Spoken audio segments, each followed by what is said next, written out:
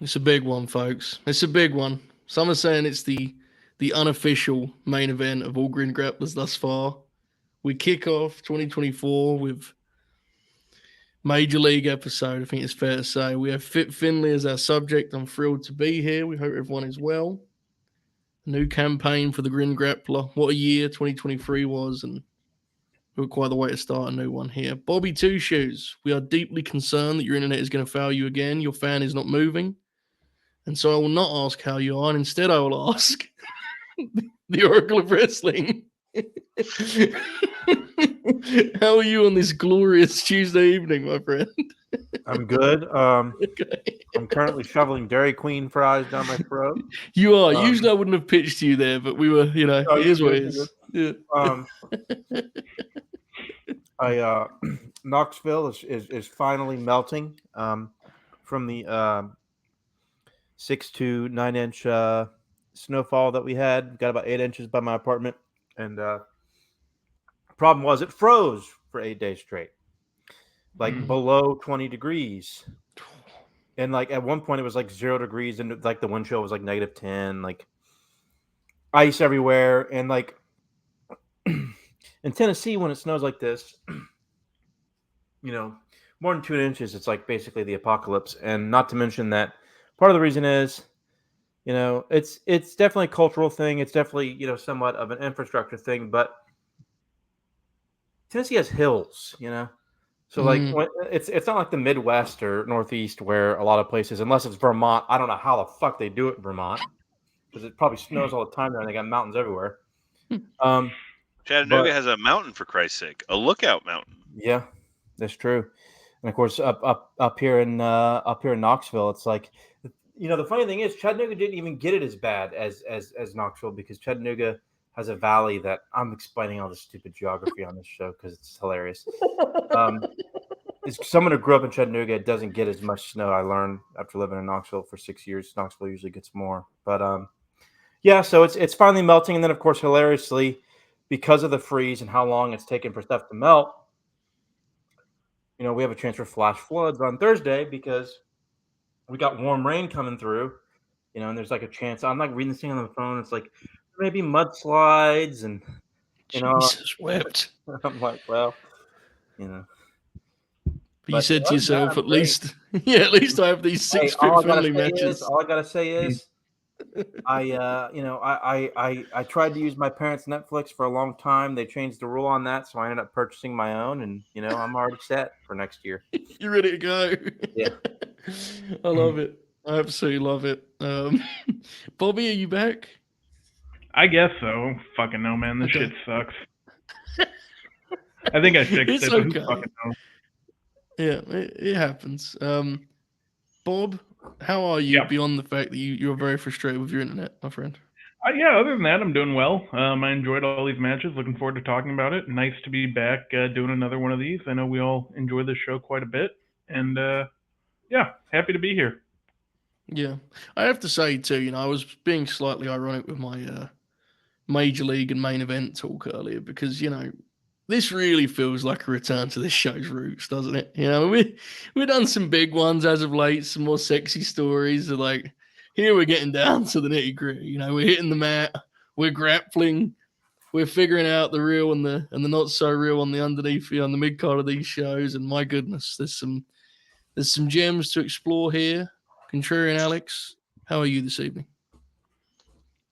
Pretty well. Um, Similar to Oracle's plight.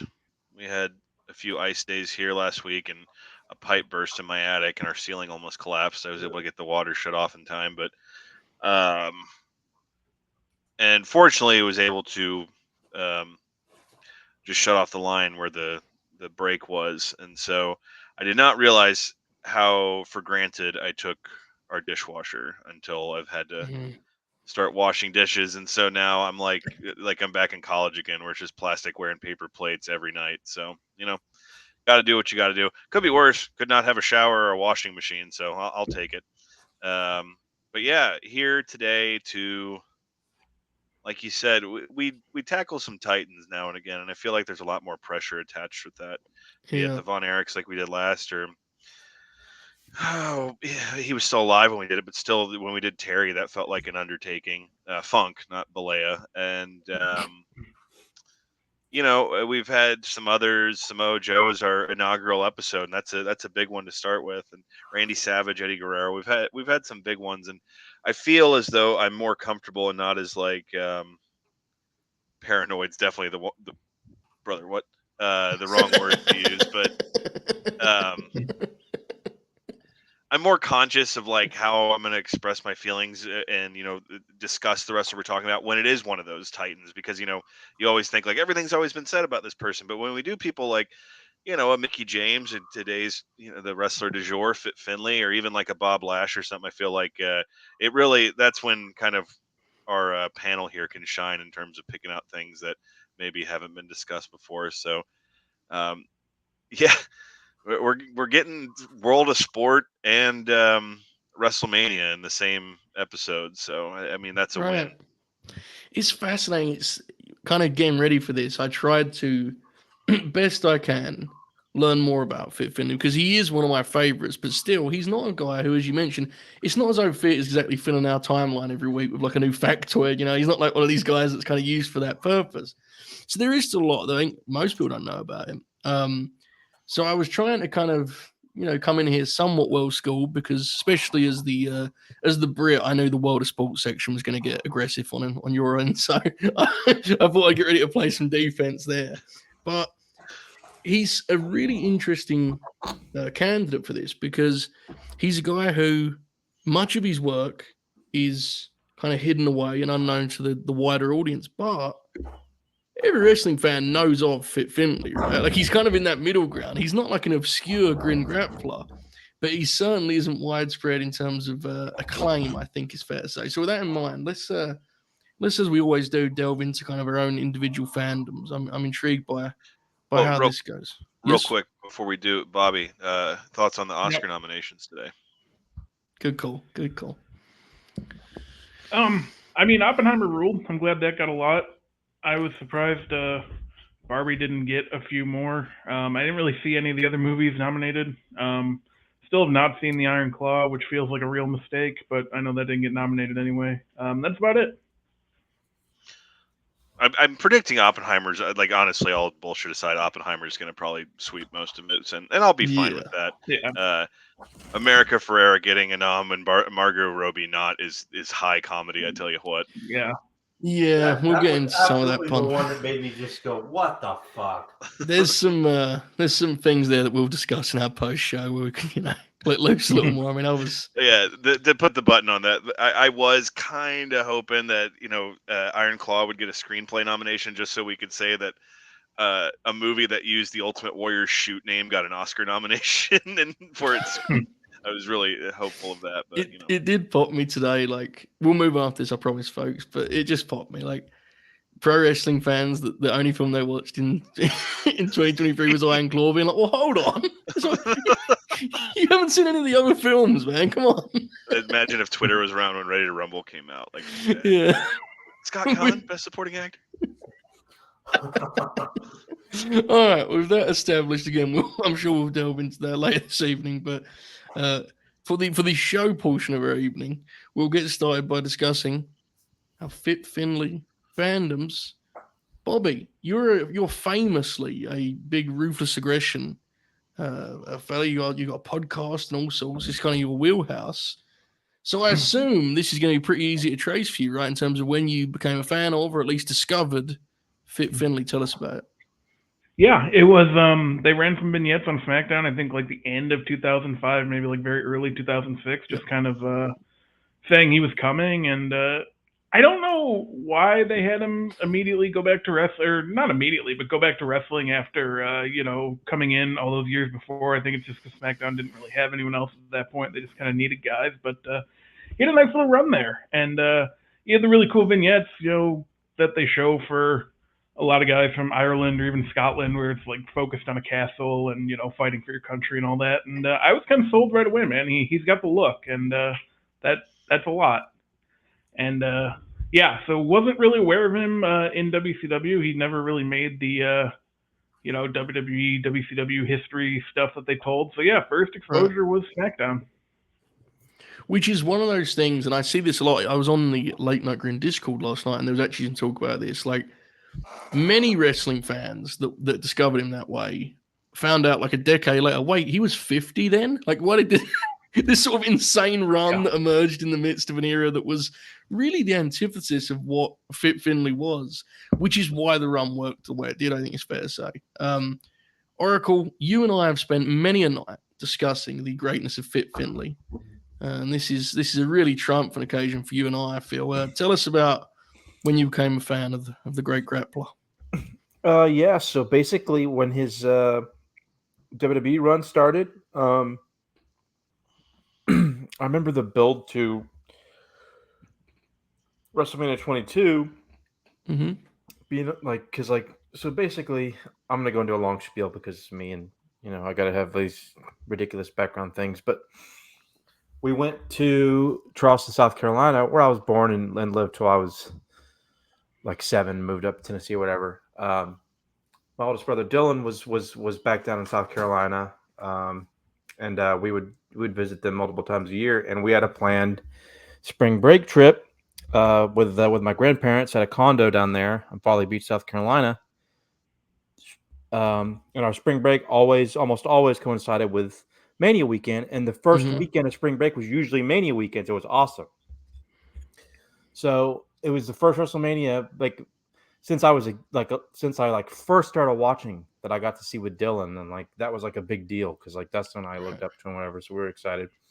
So I remember like talking to him on the phone and him being like, "Oh, there's this guy Finlay, you know, like he was around when I was a kid, you know, in WCW, and like he was like he's awesome, like he's got this, you know, kind of silly Irish gimmick, but he loves to fight and he beats the crap out of people, and like and like I was right at the age that like I was 13 in 7th grade, so I was right at the age where I started to really get like I was growing more into being just like a super nerd who like, is this match good, you know?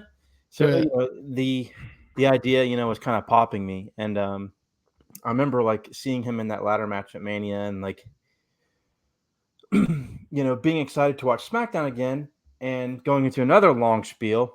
Chattanooga did not have SmackDown live when it was supposed to air until they moved to the CW in the fall of 2006.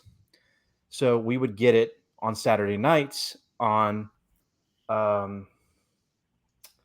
I guess we had probably we had the WB. That was a problem. We didn't have UPN. We had the WB. So it would come on like the WB affiliate or maybe the Fox affiliate at like 11:30 on Saturdays. So after WrestleMania 22, I started watching it like every week again because I was kind of off and on until it went to the CW. And Finlay was like having all these awesome TV matches.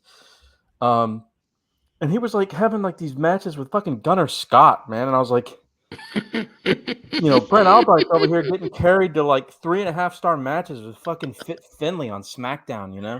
And I'm like, and, you know, and this was, you know, my mom was a very religious woman. So like, you know, church was basically mandatory. Like I was an altar boy and all this stuff. And like, I'd be up till like, you know, 1:30 in the morning. Like mom would be like, you know, we got to get up for church in the morning. I'm over here like, you know, like, no, you know, I got to watch this, you know, Finlay's beating the piss out of, you know, fucking Gunnar Scott over here, you know?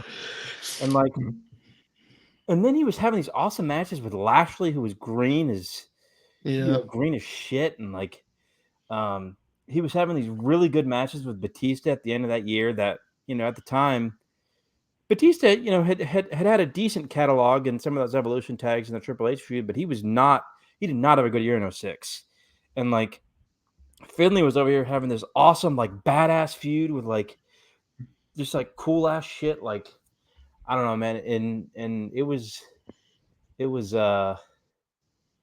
definitely popping me. And of course he was, you know, heel in 07 and I watched a lot of that stuff that year, and he turned babyface in 08, which we'll cover a little bit, you know, when we get to the JBL Belfast Brawl.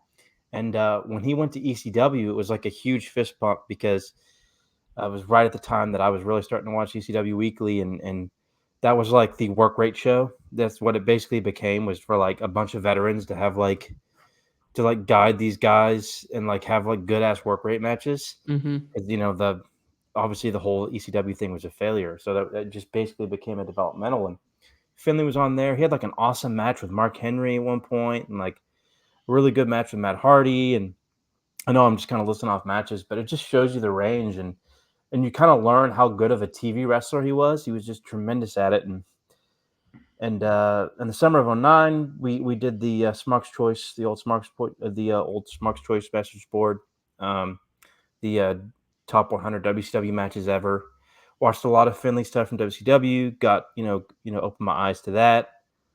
That's kind of where the El Dandy match comes in. I don't think it made in like the top 100, but it's a really good example of what Finlay could do in a very short time span on just a fucking syndicated TV show, right? I mean, and we'll talk about the match isn't blow away, but like they do a bunch of little neat stuff and really form like a really well structured match in 5 minutes. And Finlay was just a master at that. There you go. Who's absolutely a tremendous wrestler, but I don't know if I can convince a lot of people to watch 80s and 90s lucha, which can be a chore. If one day, brother. But yeah, like I don't know. I'm getting giddy talking about it, obviously, but he's special, man. And like I'll never forget when because he was like an agent and he got in trouble or he got canned or something in the early 2010s for something. I remember his final indie run in 2012 where he was incredible.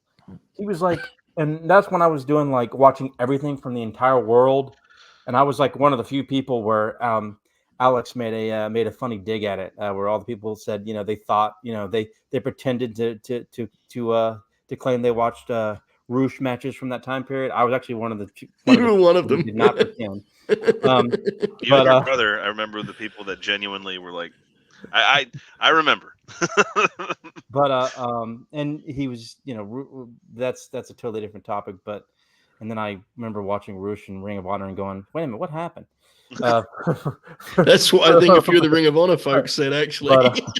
But he's awesome now. But anyways, that's obviously a random aside. But yeah, I mean, Finlay, like that 2012 run, like I had him like top 5 in the world in 2012. Like incredible matches. It was all like that Tajiri match was just amazing. I'll never forget, like, because this was like right in like late 2000s, early 2010s was like the big footage explosion stuff.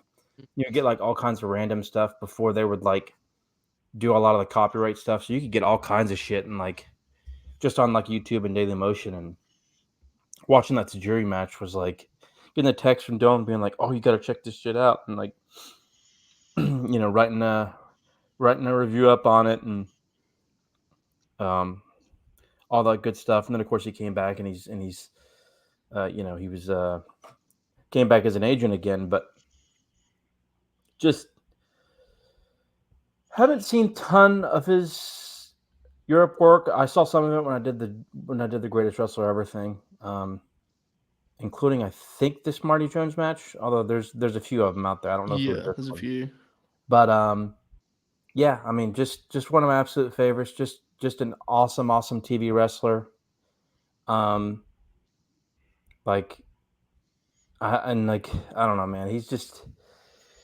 He's one of the greats. He feels symbolic to me anyway, as a friend of yours, and I'm a big fan. But to me, he very much embodies a lot of things that you appreciate about wrestling most. In his attention to detail and his ability to, as you mentioned with the syndicate match we'll get to, like his ability to achieve a lot in very little time. That's increasingly, I think, impressive through the modern lens, where a TV sprint now is 10 minutes, right? Like it's he's definitely a guy you kind of, I think you lose. Regal, I think Regal would be the first to say that Fit had a much deeper catalog than he did, but Regal is in a similar category of like you lose the magic of him when you just look at it as where his great matches. That's not really the point of these kind of wrestlers. Yeah, it's more their performances within matches that are playing a specific role and a specific purpose. So also I want to note quickly, because you brought it up, I mentioned this to you by text a couple months ago. I cannot find the Tajiri match and have been pursuing it for a while. I may be missing it or it's just gone. I don't know. I haven't seen it since like the year it aired, to be honest with you. Yeah. It seems like it may have been lost, but I see people talk about it. So if anyone knows where it is, DM me. I've been chasing it for a while, and I may just be missing it. I don't know. But nonetheless, we'll get to the kind of post Smash, right? Yeah, Smash. Yeah. So yeah, we'll get to kind of the post WWE run, even if it isn't listed in our matches here. Alex, I'm intrigued. That's a hell of a task following Lord Oracle on this one, but where does your kind of knowledge of Fit Finlay start? I mean, I'm interested. Go for it, mate. Yeah, I think if I took the reins on the Von Erich history last time, I think Oracle is taking the Fit Finlay history here. That's why he's the Oracle. I was a kid in the 90s, and I grew up watching WWF and WCW every week, and I always remember thinking that WCW had this crop of mid-carders, air quotes, that were different than what the WWF was offering at the time as far as what a mid-card was. And Finlay was part of that. Finlay, Regal, Jericho, Eddie Guerrero, and it's funny too of I'm pretty sure his time in the WWF was longer than his time in WCW, but I still always just thought of Finlay as a WCW guy. You think of that Right. Perry Saturn, Raven. I think the Raven character was in the WWF longer than he was in WWF, or excuse me, WWF longer than he was in ECW. But I still, Raven's ECW, and so Finlay. It's been over 20 years since WCW closed. It's been 24 years since he wrestled there, and I just still think of him as a WCW wrestler. But I remember getting the magazines, and there's a picture. WCW Worldwide probably has posted at some point that's seared into my brain. It was when it was called the Belfast Bruiser, and he has that Mad Max jacket on, and he's making this face in one of those old school wrestling poses with the. We're gonna get to that in a bit. Not his most dignified look with that greasy mustache and mullet combo, but what I mainly remember him for was he and of all people, Steve McMichael were the first people I saw that weren't the Undertaker that did a tombstone, and they did it transitionally. So that blew my fucking mind, dude. I was like, what? And then, I've talked about on here before, I started college in 2005, and that's my knowledge of the WWF between 05 and 2011 is extremely limited. It's been, honestly, a lot of it's been colored in on shit I've learned here. But you want to talk about some Ring of Honor and TNA from that time, I can do that. But so I realized that today when I was watching these matches, I don't remember when he came in to did y'all say it was late 05, early 06? Yeah. Very early 06, right after the Rumble, I believe. Okay. Because I remember, I would watch pay-per-views every once in a while. I always watched the Rumble and WrestleMania, and I think one of them was what the fuck, Finlay's in the WWF now? And so I didn't really get to experience too much of his work during that time, which I feel is obviously there's some high spots, no pun intended, that I've missed. And and then since then, learning about the work he did, and we'll get more to this kind of when we do our wrap up about his behind the scenes work and kind of his contributions outside of the ring to the business. But I remember Fit Finlay. I remember watching Uncensored '96 as a wee lad, sitting cross-legged playing with my wrestling figures, and I don't know why I remember, but I do remember that Regal match, probably because it was the second or third match on the show, and there was blood in it. And I was like, whoa, what the fuck?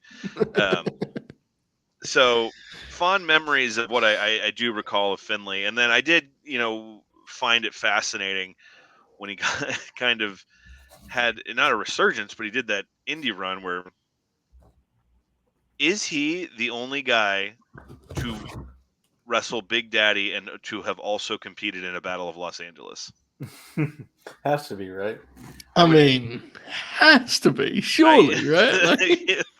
I would imagine so. The only one I can think of is Johnny Saint. Johnny Saint wasn't in PWG, was he? No, but yeah, he. Oh, we're gonna get to Big Daddy, baby. Okay, so and then before I forget, and so it does become a point of conversation later and take. You mean Papa Hales? Oh. Is Is that fellow in New Japan really Fit Finlay's son? He is indeed, yes. Okay. I, respectfully, I'm going to say I've yet to see it kind of bleed over into his game very much, but That was gonna be my next question. I'm sure with like some of the shows I've been to, he was on the card and I didn't know it, but yeah, I just see his name. I didn't know if it was his real son or we were dealing with like a Lance Von Erich situation. we are not. There was to answer this question is kind of kill two birds with one stone here.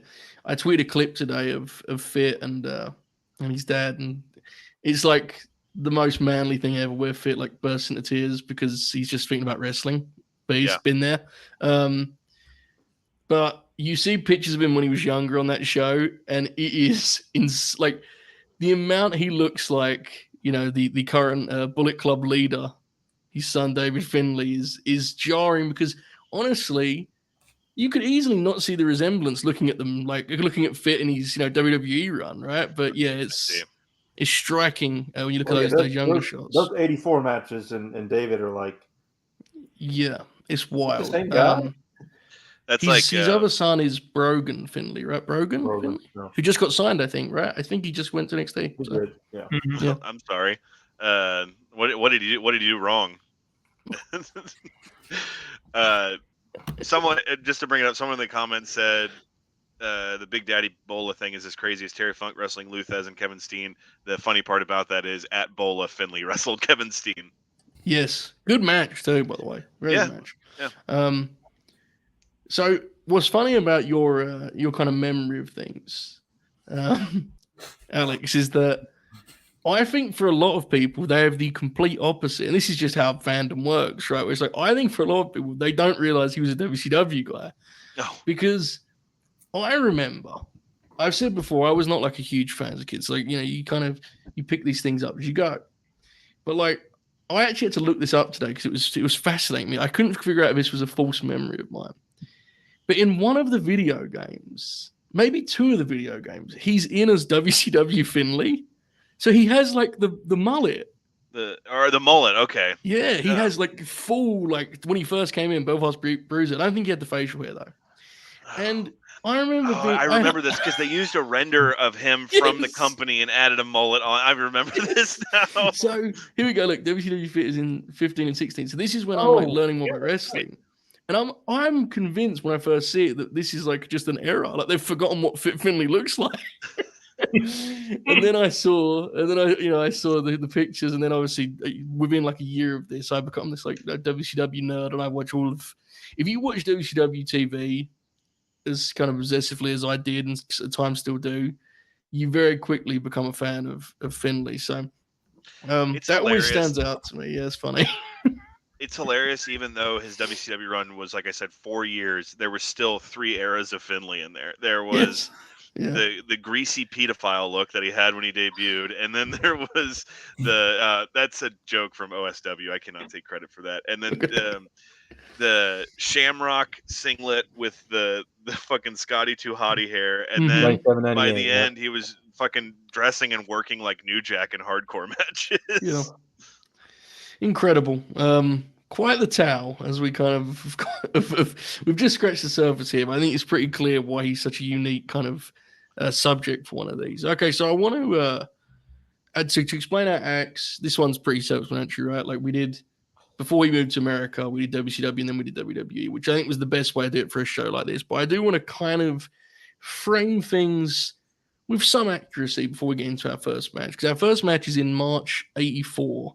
With Marty Jones, which is this whole first act is just hilarious. The fact we're doing this is, I don't know, I mean, it's glorious, really. So I believe we meet Fit here in '84 as a 10-year pro. I believe I'm correct in saying this.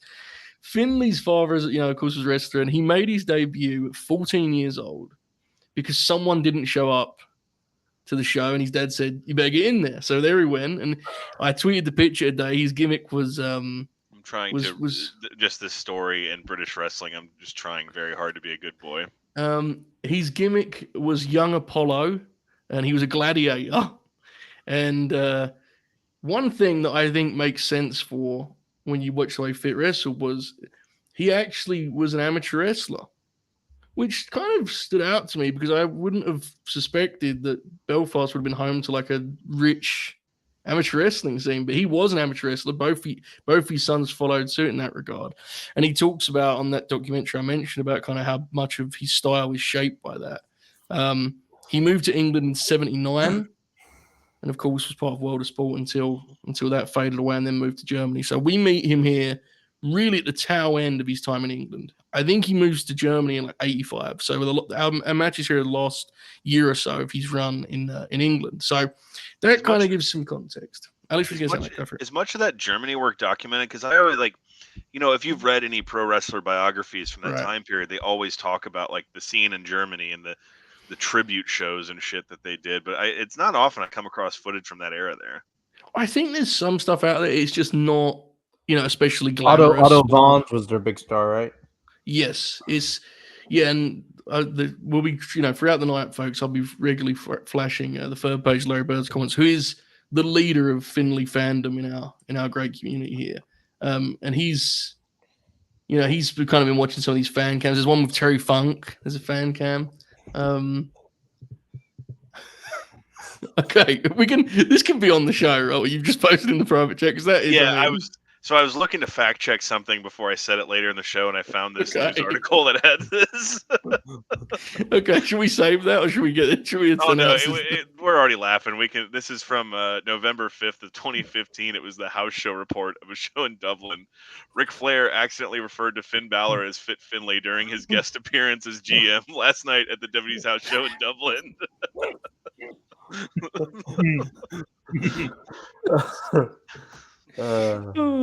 Fuck. Okay. All right. Let's get into our first match here. The Marty Jones race. This is not a rules bout. This is merely 2 out of 3 falls with a 20-minute time limit, which culminates in a hilarious finish. How I would lose all wrestling matches. Just, I've had enough. I'm going on. I've had enough of this. And the announcer legitimately shows that way. Like he's had enough. It's over. I love the World of Sport announcer. It's like he's calling. It's like Jim Nantz calling golf. It's so British. It's so like measured, and it's tremendous. One of the guys on our Discord last night said that young Fit looks like Willie Utah, which is now like etched in my brain. He of course has Princess Paula here as his valet. That was Fit's wife then at the time, and she's billed as like his mentor too, which popped me. Let me tell you something though. When we're having fun here, when the bell rings, there's some grappling in this thing, don't they? Alex, what did you? Firstly, your World of Sport knowledge. And then what did you make of the match? Please enlighten us on that front too. Honestly, I hate to turn this right back around, but like, do you have much experience with World of Sport or like? Not really. It is, I will say, the cliche is a real thing, which is when someone that is above the age of 50 finds out you're a professional wrestling fan, they will immediately say Big Daddy to you. That is a real thing that happens here. And I have heard many a tale. I'm not at all well versed on like the kind of history of the scene, but I've seen matches for it. I mean, especially Marty Jones, I've seen quite a bit of because Regal would talk about him regularly on his short-lived but hilarious podcast. And so yeah, I'm not an expert by any means personally, but I've seen some. Yeah, so I remember back in the forum days, like people always talking about. It goes back to the Roosh thing we were just talking about. A World of Sport was one of those things that people would just pretend like they watched and didn't. Because I remember, like, if you ever watch the actual like British wrestling from this time period, the rounds and the way like it's right. People, it was especially potent when Nigel really had his rise up. People were like, oh, this is like a throwback to World of Sport. And I'm like, really? Because no, it's fucking not. That's, he does like the Les Kellett lariat and he, some of the bridges and stuff he has is definitely a throwback to those days. But like Nigel was obviously very all Japan also, like hit someone until they have a concussion, that type of shit, which it wasn't particularly the giant haystacks Marty Jones school of thought. So my main takeaways from World of Sport have always been, I just love the presentation of it. I love, like, it's so funny because when you compare it to 1984, so that's Dusty and Flair and that's Hogan jumping to the WWF, and these guys here are still just. And now the arm wringer, and it goes with the abdominal stretch, and it's just like it's so peaceful, and the way the crowd is there. You have the guys and gals, the married couples in the front row in their suits and shit, and getting mad at closed fists and boots, and it's just it's I love it. I Did think you that, see? Just quickly, sorry, I cut you off, Alex, but you No, you're brought this up. So, if you guys watch the same video I did, if you go down to the comments, there are folks commenting on this match as though it was in fact a sporting contest. There are folks underneath this video that are like, Fit always had to cheat to get a fall from Marty. Why did the referees allow this? There are actually comments, and it's like that because it's worth noting for anyone that's not aware of water sport. Like this was presented like alongside, like football. It was like now we go to the wrestling. Well, we'll talk about in the next match. I Yes, don't we want to give it will. away, but like the way they have it, yeah. So, and also the World of Sport thing, just to kind of tie it back Mhm. around with the legendary International Showdown show that happened in Coventry in 2005 that I think Alex Shane put on. I have the card Yeah. pulled up here. They had a World of Sport match between Steve Gray and Mal Sanders that was sandwiched in between before they did a rounds match, World of Sport style. Before that was Petey Williams versus Chris Sabin versus Johnny Storm versus Rockstar Spud. And after the rounds match, you guessed it, Samoa Mhm. Joe versus CM Punk. Which is there was I wish I remember the podcast, but someone said recently that was when they knew those fellas were going to make it big because they figured out how to do a greatest hits match. Yeah. Because they absolutely did. Like they were just we played the hits, we fun. Well, I guess the similarities between those two are the ring is like 8x8. And there's some of Yep. those Irish whips where the ring literally moves. It's Heenan used to say that as like a cliche. The ring moved, but like you can see Fit go flying into it, and Yeah. I just that's amazing. The just kind of filling out process in the very beginning, Fit kind of paintbrushes him in the face, and then later on in the match when they separate, Marty slaps him back, and then the crowd's just like, they don't stand up and go nuts. They're just kind of happy that he tagged him back and got him. Marty hits a hell of a drop kick at one point, and going back to my original point of like you didn't fucking watch that stuff, like because the selling is just so different than obviously not rough Hulk Hogan's, but like what you become accustomed to of people like or like the just mainly Americanized selling.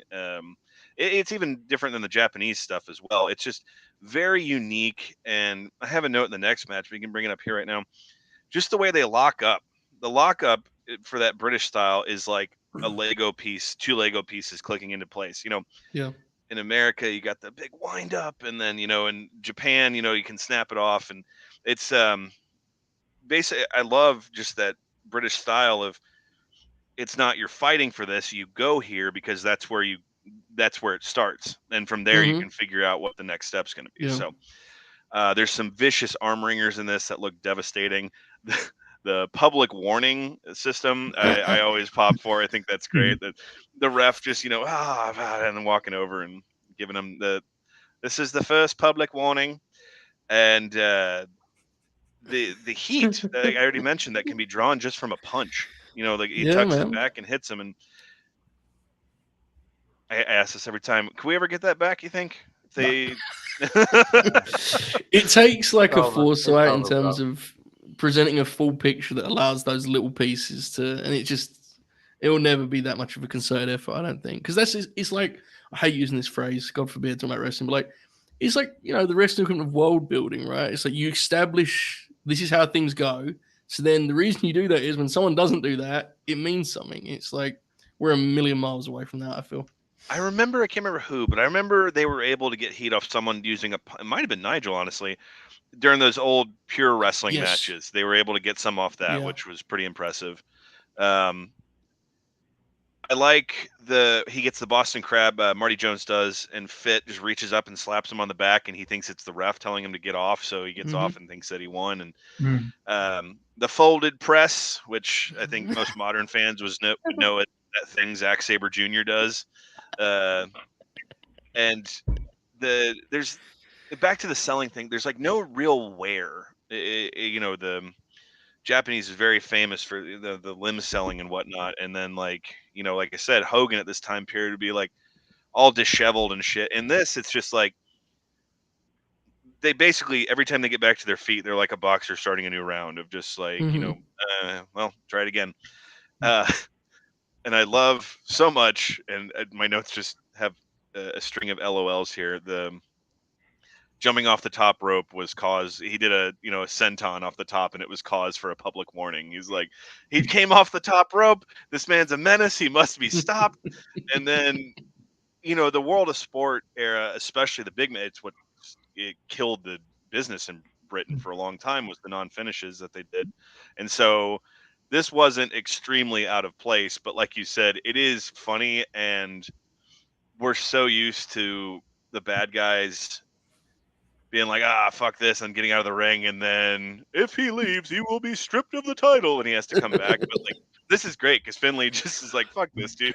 I got a boo-boo. My tummy hurts. I'm getting out of here. It's the opposite of theatrical, right? He's just like, oh, whatever. You mentioned the lockup, and Fit's father like talks about how he's with the lockup. His goal would to be like basically clash heads, which is, I mean, that really captures the approach that was taken to professional wrestling for a young 14-year-old Fit Finlay, right? That was what was being drilled into his head. Like, rather than you mentioned like that space and the big wind up that we get sometimes nowadays, especially, it was heads right next to each other, which I think kind of paints a picture. They have this. A big windmill when me and Oracle lock up. That was always like the last time I saw Devin, we did a big windmill lock up. like that that Alexa and Mickey match we did. That one. So I feel like I wasted my Alexa Bliss reference there. I feel like with Fit, it's easy, right? Who he's working the division. I should have saved it to the last stretch. But nonetheless, the rhythm when these guys grapple, because they still have those bursts of speed that are like seamless, but it isn't. There's like they come matched with those kind of elements of struggle, like the backslide for the first fall, the grit that goes with that, like they find it's a delicate balance, because at times it does look effortless, but never so much so that it undercuts what they're trying to achieve as a grappling contest. It really is impressive in that way. And they really have down, and this is like, I hate to like harp on, there's so many people now that, well, I'll just use this as a compliment to the people that we're talking about. Some of those arm ringers or kickoffs that result in like Fit taking a flip bump, the way it's executed really looks like the momentum of it carries him through that. Like Ted DiBiase was a master at that. The dumbest thing in the world is like, I get hit in the stomach, so it causes me to do a front flip. But Ted DiBiase could do it and make you think that like the momentum of the situation really carried him through it, as opposed to the idea of just like, this is what these guys did before. So, if I take an arm ringer, I'm supposed to flip forward. And at this point, we're so far past the idea of like wrestling's real or anyone will take it as real that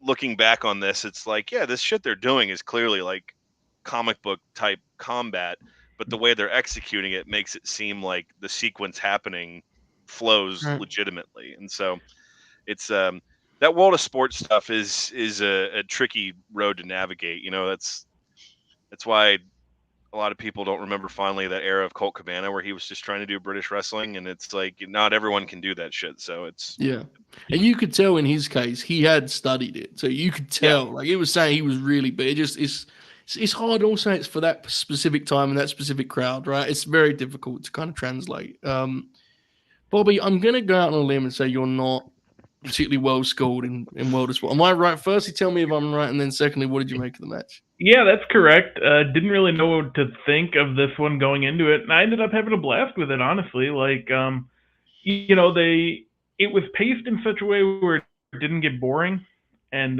that's important, especially in older wrestling. Sometimes they tend to lose me with that, but I really like what they did here. A lot of good stuff. They kept it physical, and I'm with you guys. There's nothing I enjoy more than a heel just leaving, taking the count out, and just bailing on the match. MVP did that quite a bit with his U.S. title run back in the day. Was a big fan of that, and just it's popped me ever since. And every time I see it, I enjoy it a lot. But yeah, this kind of ruled, man. This is a great starting point because just not something I thought that I would like as much as I did, and I had a blast with it by the end. It definitely was the type of match this kind of genre needed to be, I think, featured in the Fit episode, right? Because it is like it kind of captures the whole time. Oracle, I'm intrigued. You mentioned earlier about like kind of you're a big Finlay fan who's seen most of the stuff stateside. You mentioned you've seen a couple of Mighty Jones matches. Do you reckon you'd seen this one, or you're not sure? I'm not Hard to sure. say, right? I mean, I've seen, I watched a bunch of stuff. I watched a lot of for the GW. I watched a lot of Jim Breaks. Watched a lot of Clive Myers. Watched a lot of Steve Gray. Watched a lot of Marty Jones. Watched some Johnny Saint. Watched. There's probably 4 or 5 other names I'm missing. I mean, I didn't see a ton, but I probably saw 10 matches a piece. It's very unique. I think I find it similar to Lucha, where you really have to sort of, this sounds weird and kind of silly, but you kind of have to force yourself to watch it, like 10, 20 matches. You have to break and then through you find that. the rhythm, Yeah. right? And then you Yeah. start to understand it. I think it's easier to actually acclimate to World of Sport and British style wrestling than it is Lucha Libre because of the language barrier. Mm-hmm. But and I also think there are things in Lucha Libre that are even more like, especially classic Lucha, are even more kind of like eyebrow raising. But it's a very kind of similar, like I guess kind of like approach, especially when it comes to mat based wrestling. And it's really good stuff, but there's actually a lot of range in World of Sport. Like Clive Myers is a lot different than Jimmy Breaks. Jimmy Breaks is a lot different than Steve Gray, so on and so forth. But this match, it's not like the other Marty Jones Finlay matches I've seen are better. Mm-hmm. But what this does is it shows a really good example. It's like a really good snapshot of the style, and also kind of gives you an idea of what Fit looked like for one in 1984. Yeah. Like mind blowing. I mean, he's so young and youthful here. And he's like what, like 26 here, maybe? I think he's born in 58. So yeah, he was 5 years younger than me now. And I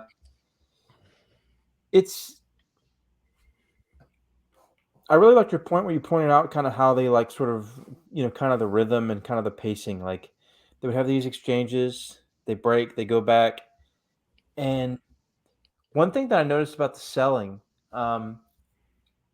isn't so much that they wouldn't. It was just like,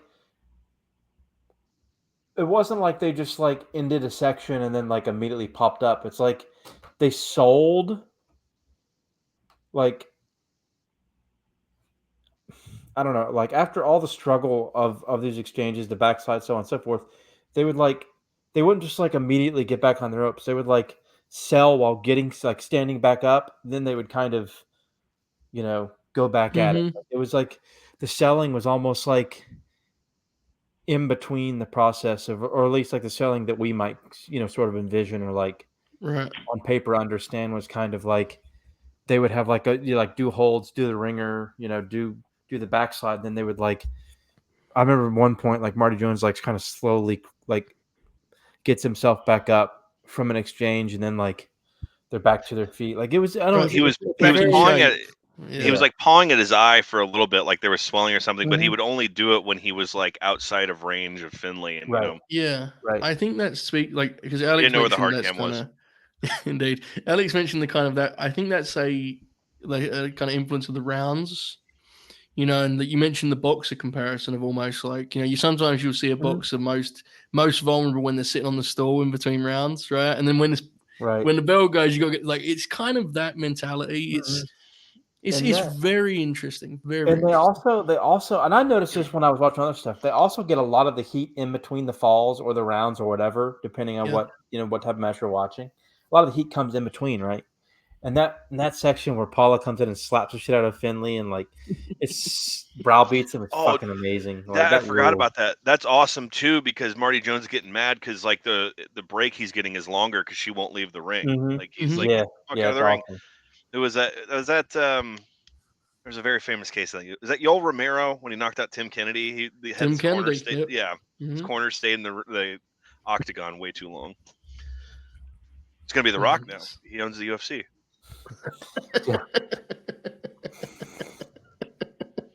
But yes, absolutely. Anything else, Oracle? Is that about cover our first match, right? That pretty much covers it. It was just a fun sort of snapshot into what he Yeah. could do and kind of the style as a whole. Yeah, I think it was, and we kind of lucked into this. I think it was actually quietly kind of more accessible too for like Mhm. folks in our audience that have never seen, so it'd Sure. work as you said Yeah. as a snapshot. So, speaking of accessible, up next we have, of course, one of the great stars in the history of professional wrestling makes his Grin Grappler debut.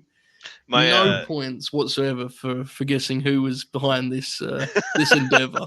No My mi- points. my mic's too weak. I was really trying to figure out how to play "God Save the King" while this was like going on.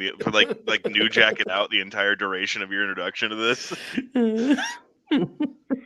Okay, so we've mentioned before how this goes. Like the group chat will get together in a couple weeks away. It's okay, let's lock in what are our priorities and what are our, and we're kind of kicking. And Alex was, very open to ideas that comes to Fit Finlay. He said, the Von Erichs was kind of a project that meant a lot to him, so you guys can steer the ship, but it would be nice if we could work in some Big Daddy. And I said, well, I don't know how nice it would be, but we could do it, I guess. And you know what? I'll say this before I let you explain yourself, which you should, but I will say this. I actually think this was perfect for our purpose here because Fit has no choice but to be incredible in this match. Yes. And in a weird way, it captures why he was so good because his versatility and his ability to adjust to opponents is why in 2006 he had matches with Bobby Lashley and Batista that ruled. Like, he's incredible here, and in a different way to the first match, which is a kind of inadvertent triumph of this selection. But nonetheless, Alex, this was your hill to die on. You said, "Give me some Big Daddy." Let me quickly explain. Let me at least list the match. I should probably do that, right? Finlay and Giant Haystacks, of course, versus Big Daddy and Drew McDonald. Alex, explain yourself. Since I first discovered Big Daddy, the idea of Big Daddy, which I probably would have been in my 20s and it would have been like going through forums because Big Daddy Shirley Crabtree is not Mitsuharu Musawa or Hayabusa or he's not Mid South Terry Taylor where like people on these forums have like, oh, you need to watch this. You have to those. No, he's Danny DeVito in Batman Returns. In those infantile days of the forums and like I just remember someone talking about Big Daddy and I was like, who the fuck is Big Daddy? And then from there, like the first time I saw him was like this fucking fat ass, like, and then learning the legend of Big Daddy about how Big Daddy versus Giant Haystacks was like one of the most watched events in the history of British television up until that point. And like you said, which makes me so happy, the idea of because I've heard that, how in the Northeast, Bruno,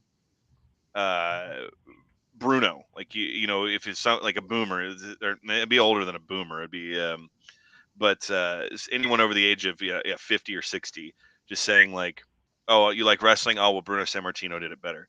And the idea that because you see Bruno out there is just big, and he's got these suits, and there's pictures of Bruno with Frank Sinatra and shit, and everything you see of Big Daddy is this fat dude with a top hat on, and most of the time he's carrying children, like really like haphazardly and shit. And then on top, like, so one of my favorites that I always go to is years ago. I don't know how long ago it was. It might have been more than 10 years ago. Liam Gallagher did a Reddit AMA when those were like new and like hot. And someone asked him, who's your favorite wrestler? I could see a little bit of Stone Cold in Liam Gallagher. And Liam responded, Big Daddy, old school. And then there's like, there's a clip, a famous clip of John Cena on the Graham Norton show, and McConaughey was there the same day. And like, this was when Cena was trying to like talk about anything but wrestling. And McConaughey's there like, hey man, you remember the Von Erichs? Like, he's just like, get him to talk about wrestling. Yeah. And then like Graham Norton asked, there's someone on the panel who I don't know who's obviously British, and was like, do you watch wrestling? He's like, I haven't in many years, but I always was a fan of Big Daddy. And he says that to the crowd, and then the crowd, like, the idea of that is just, because it's not, what is so fascinating about Daddy is like, you watch Hogan, you watch Warrior, Rock, Austin, Bobo, the Sheik, Giant Baba, Inoki, all these guys who, relative to their area, drew similarly to how big Big Daddy was in his, and you get it. You like understand the appeal of it. You see Big Daddy, you're like, what the fuck? It's like this fat guy that goes, Big Daddy, and then runs at people while screaming. And he was a big star. He was a carny fuck, because the wrestling industry was like dead in Britain for a while after that dude's run on top. And but it's still like, you can tell how tickled I am by all of it. Bob, did you have any knowledge of Big Daddy prior to this? I knew the name. I knew he was a big deal in England. I'd never seen him wrestle before. I've seen pictures of him, but yeah, I've never actually seen him like wrestle. It was an experience. You still man. haven't. Yeah. You still haven't. Yeah. I've seen him charge at people with his big belly, but Yeah. Yeah. The reason I ask Bob specifically is because Bob always calls out learning about a lot of dudes from the Legends of Wrestling game. And the European release of Legends of Wrestling 2 had Big Daddy on it. That was like one of the big selling points that they had. Was Big Daddy and Giant Haystacks were on it. My God, it is. And then watching It's this, quite dude, the scene. Yeah, it's you quite the think scene. about- Go ahead. No, just watching this, like, because when did old Shirley croak? I can't remember when he passed away, but you think of December '97, because I was looking him up last night after the the viewing. 97. Okay.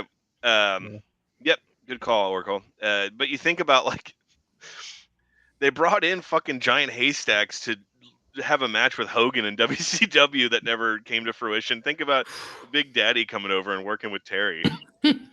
As an all-star tag. Brother, there's only one Big Daddy in this promotion.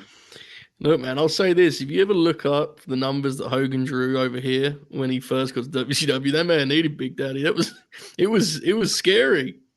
I recommend anyone look it up. It's fascinating.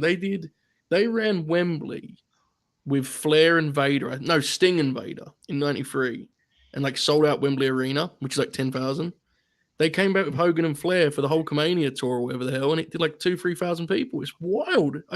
It's like an underreported gem of a story. I'd love to know more. I'd love to know Hogan's story on it in particular. I'm sure it'll be accurate and truthful.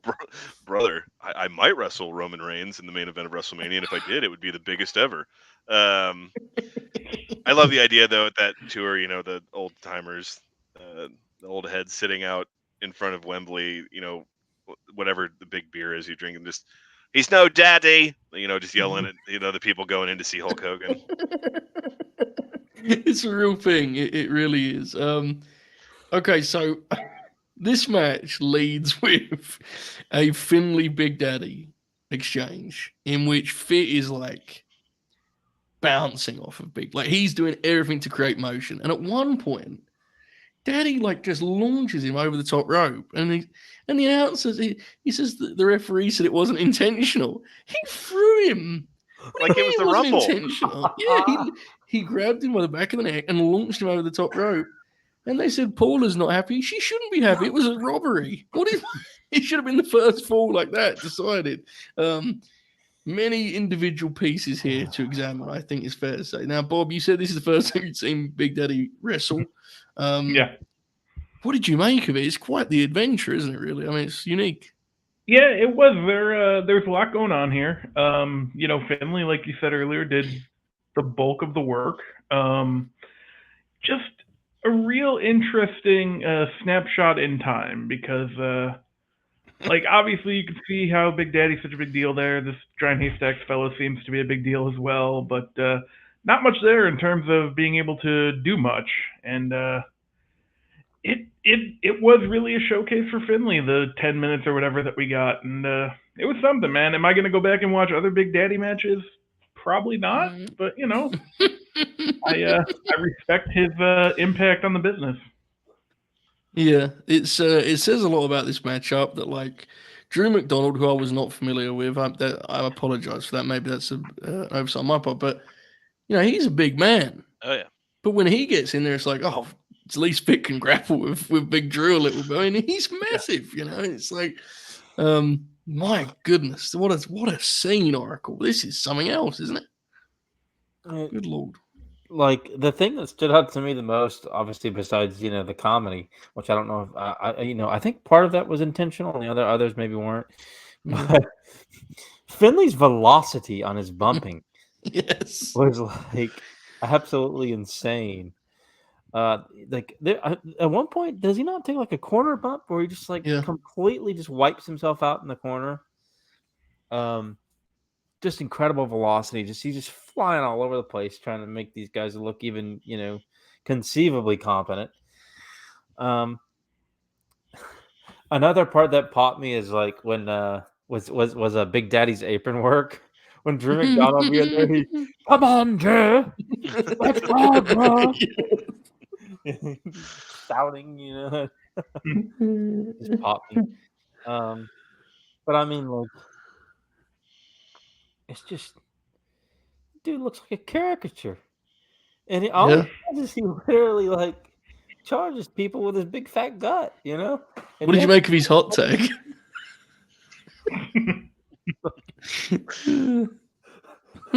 It's like, what the fuck? And of course, Haystacks wasn't doing shit either. Oh, God bless him. Yeah. Given his menacing, grin, and I'll never forget when Gene Okerlund was interviewing him on a Nitro, and he was like, "Hey, I know an orthodontist or whatever, or some shit about." He was like, "Hey, I know a dentist. I give it a number or something." It's insane that you can actually say when you got interviewed on Nitro.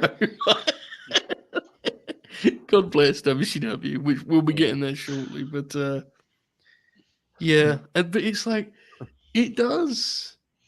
It kind of works as like a road to tag because Haystacks he keeps tagging out when Daddy gets in, right? And it's like the highlight of the match, I think, is when the end of the first fall is sold as like a post match angle because he splashes McDonald and they kind of sell it like he's injured for like a couple of minutes. And then they just carry on.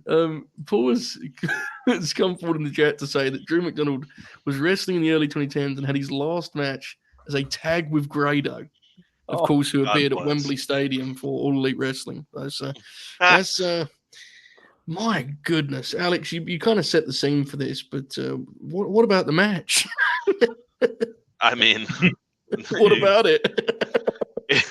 I don't know if it always used to be better, boys. But Finlay is just so nimble here, and like Oracle pointed out, he's bumping his ass off, especially for Big Daddy, because he knew where the territories were hot was wherever Daddy went. You got to stay in his good side because that is everyone always talks about.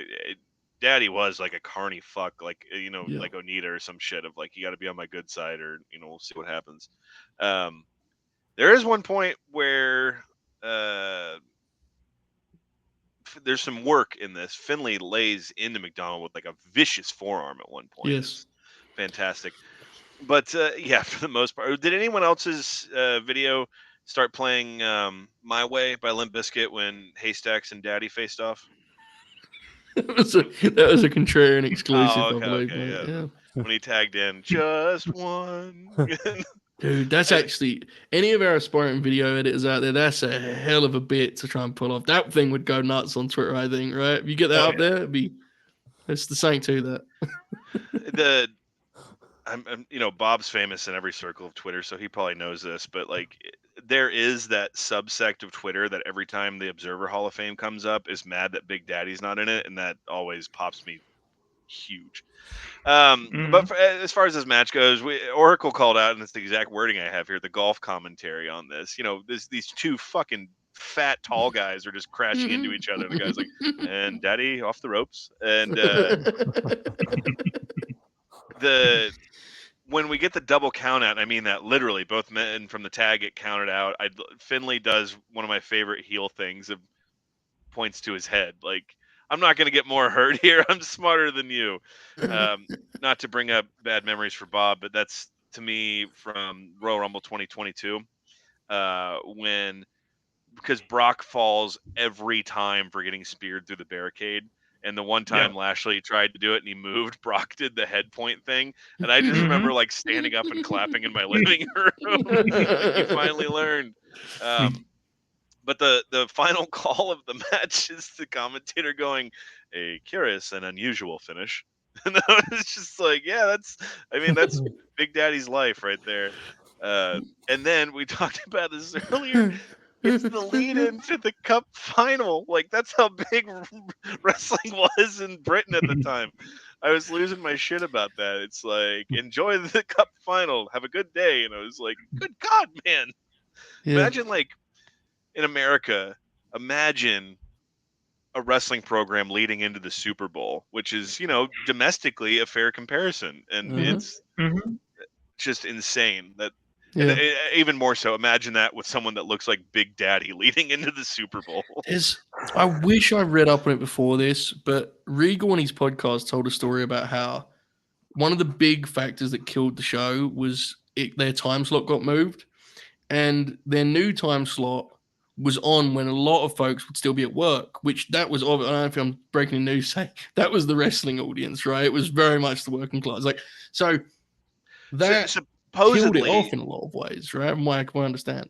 Supposedly, the day that Big Daddy and Giant Haystacks had their match, like, businesses closed early so everyone could go home to watch it. And I think they went like 5 minutes and it was a double count out. And then, it took Will Ospreay and Zack Sabre Jr. to save the scene.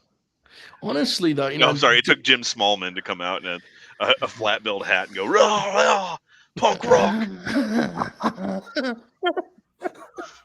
So don't be a dick or whatever the hell. Jeff Jarrett talks about it a lot, and it's saying that he's tried. Obviously, he was part of the World of Sport revival, right, which was ill-fated. But like, Jeff is convinced, and I think he's right, and we'll never find out whether he is or not. I don't think, but he's convinced there should be a national promotion here.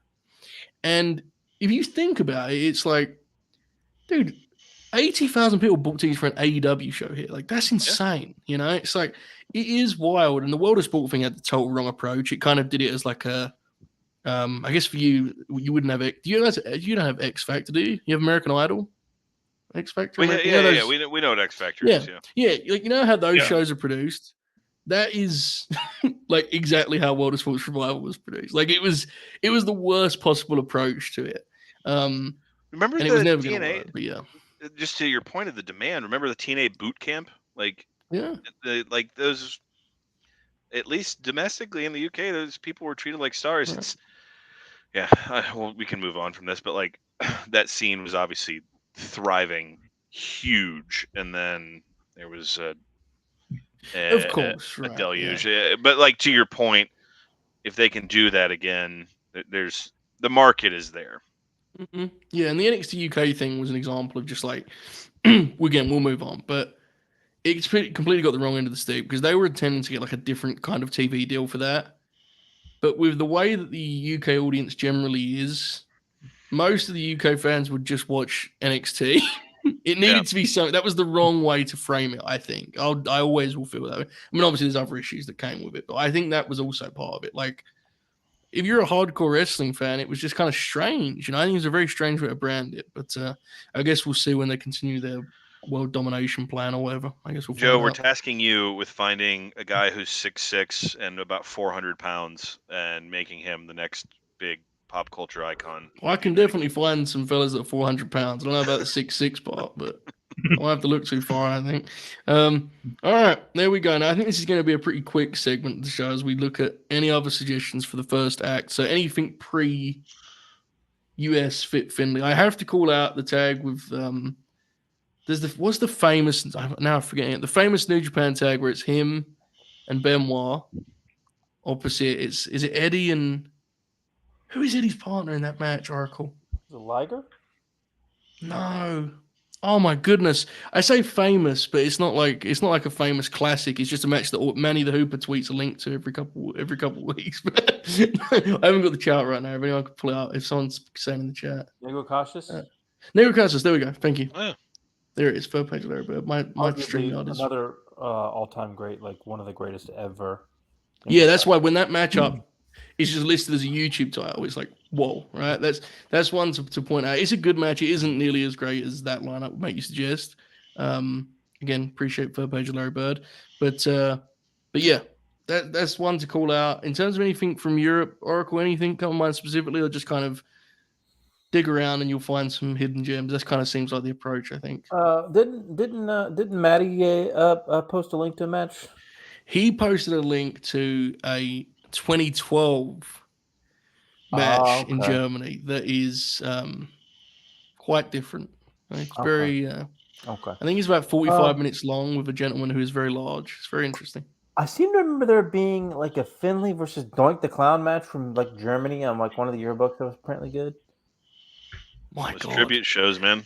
Yes, and I saw the promo work for that actually. I was doing some research, and he says he's going to kill this WWF clown. And I was thinking, I wonder who that is, and it was actually Doink the Clown. It was not the Doink though, right? It was it was some second other Doink. Yeah, one of the Doinks. I figured it was another Doink, but I couldn't remember. Yeah. WWF clown could have been anyone though, right? It was an actual clown. So there we go. That's Act 1. I was going to say he beat up Seth Rollins. That's Act 1, folks, and we move now to Fit Finlay's time in the States. He heads to World Championship Wrestling. He lands in, I think he debuts in February 96. They do that hilarious angle where he yells down the camera about what the English have done to his people. He's the Belfast Bruiser. Tony Schiavone says, "Who is this man?" He has Belfast on the back of his jacket, which was good detective work from Tony. Now, again, to kind of paint the picture, I believe he was in Germany from like 85. I mean, at this point, he's, in terms of a reputation among workers, he is very much established at this point, right? And I believe it was Kevin Sullivan.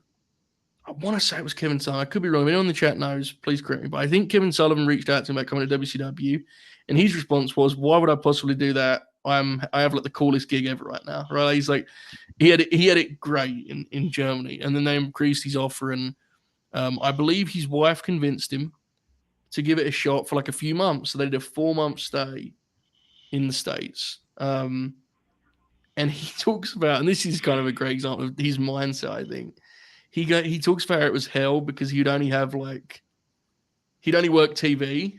He had only a handful of matches, and it drove him crazy because he was used to wrestling like 20 matches a month, and like getting out there and grappling. So it was very, very different for him. Of course, he would, stay and still is working for WWE now. So this is his first big match in WCW. It's his first pay-per-view match. He is, of course, paired with Lord Steven Regal.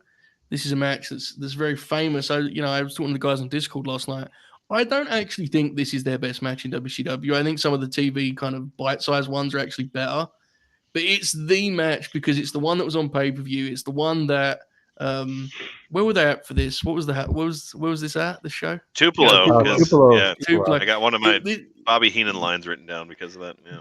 Beautiful. It's a match that the teeth one. Was it the teeth one? Was it? Yeah. It's a match that's famous because of the physicality, the punch at the end in particular, but also the fact that Tupelo doesn't quite know what to do with it. It has a very particular vibe and flavor. So we kind of had to include it. Uncensored 96. Bobby, had you seen this before? And regardless, what did you make of it on this watch? I had not seen it before. I enjoyed it quite a bit. They just kind of bring the physicality the whole time. Sometimes you see a match like between two guys listed, you know exactly what it's going to look like, and then it looks just like that, and it's incredible. And kind of what we ran into here. Like, I didn't love the ending. I thought, DQ finish is kind of lame, but whatever. But overall, yeah, man, they just kind of keep it physical, going at it for about 15 minutes, and a real joy compared to what I was looking at on the rest of this show. So, kind of peaked with this one, even if the crowd might not have loved it as much as they should have. And just really good stuff on commentary as well. Dusty Rhodes spent a long time trying to find out how close Ireland and London are. That was important. About We 5 needed to know miles. that.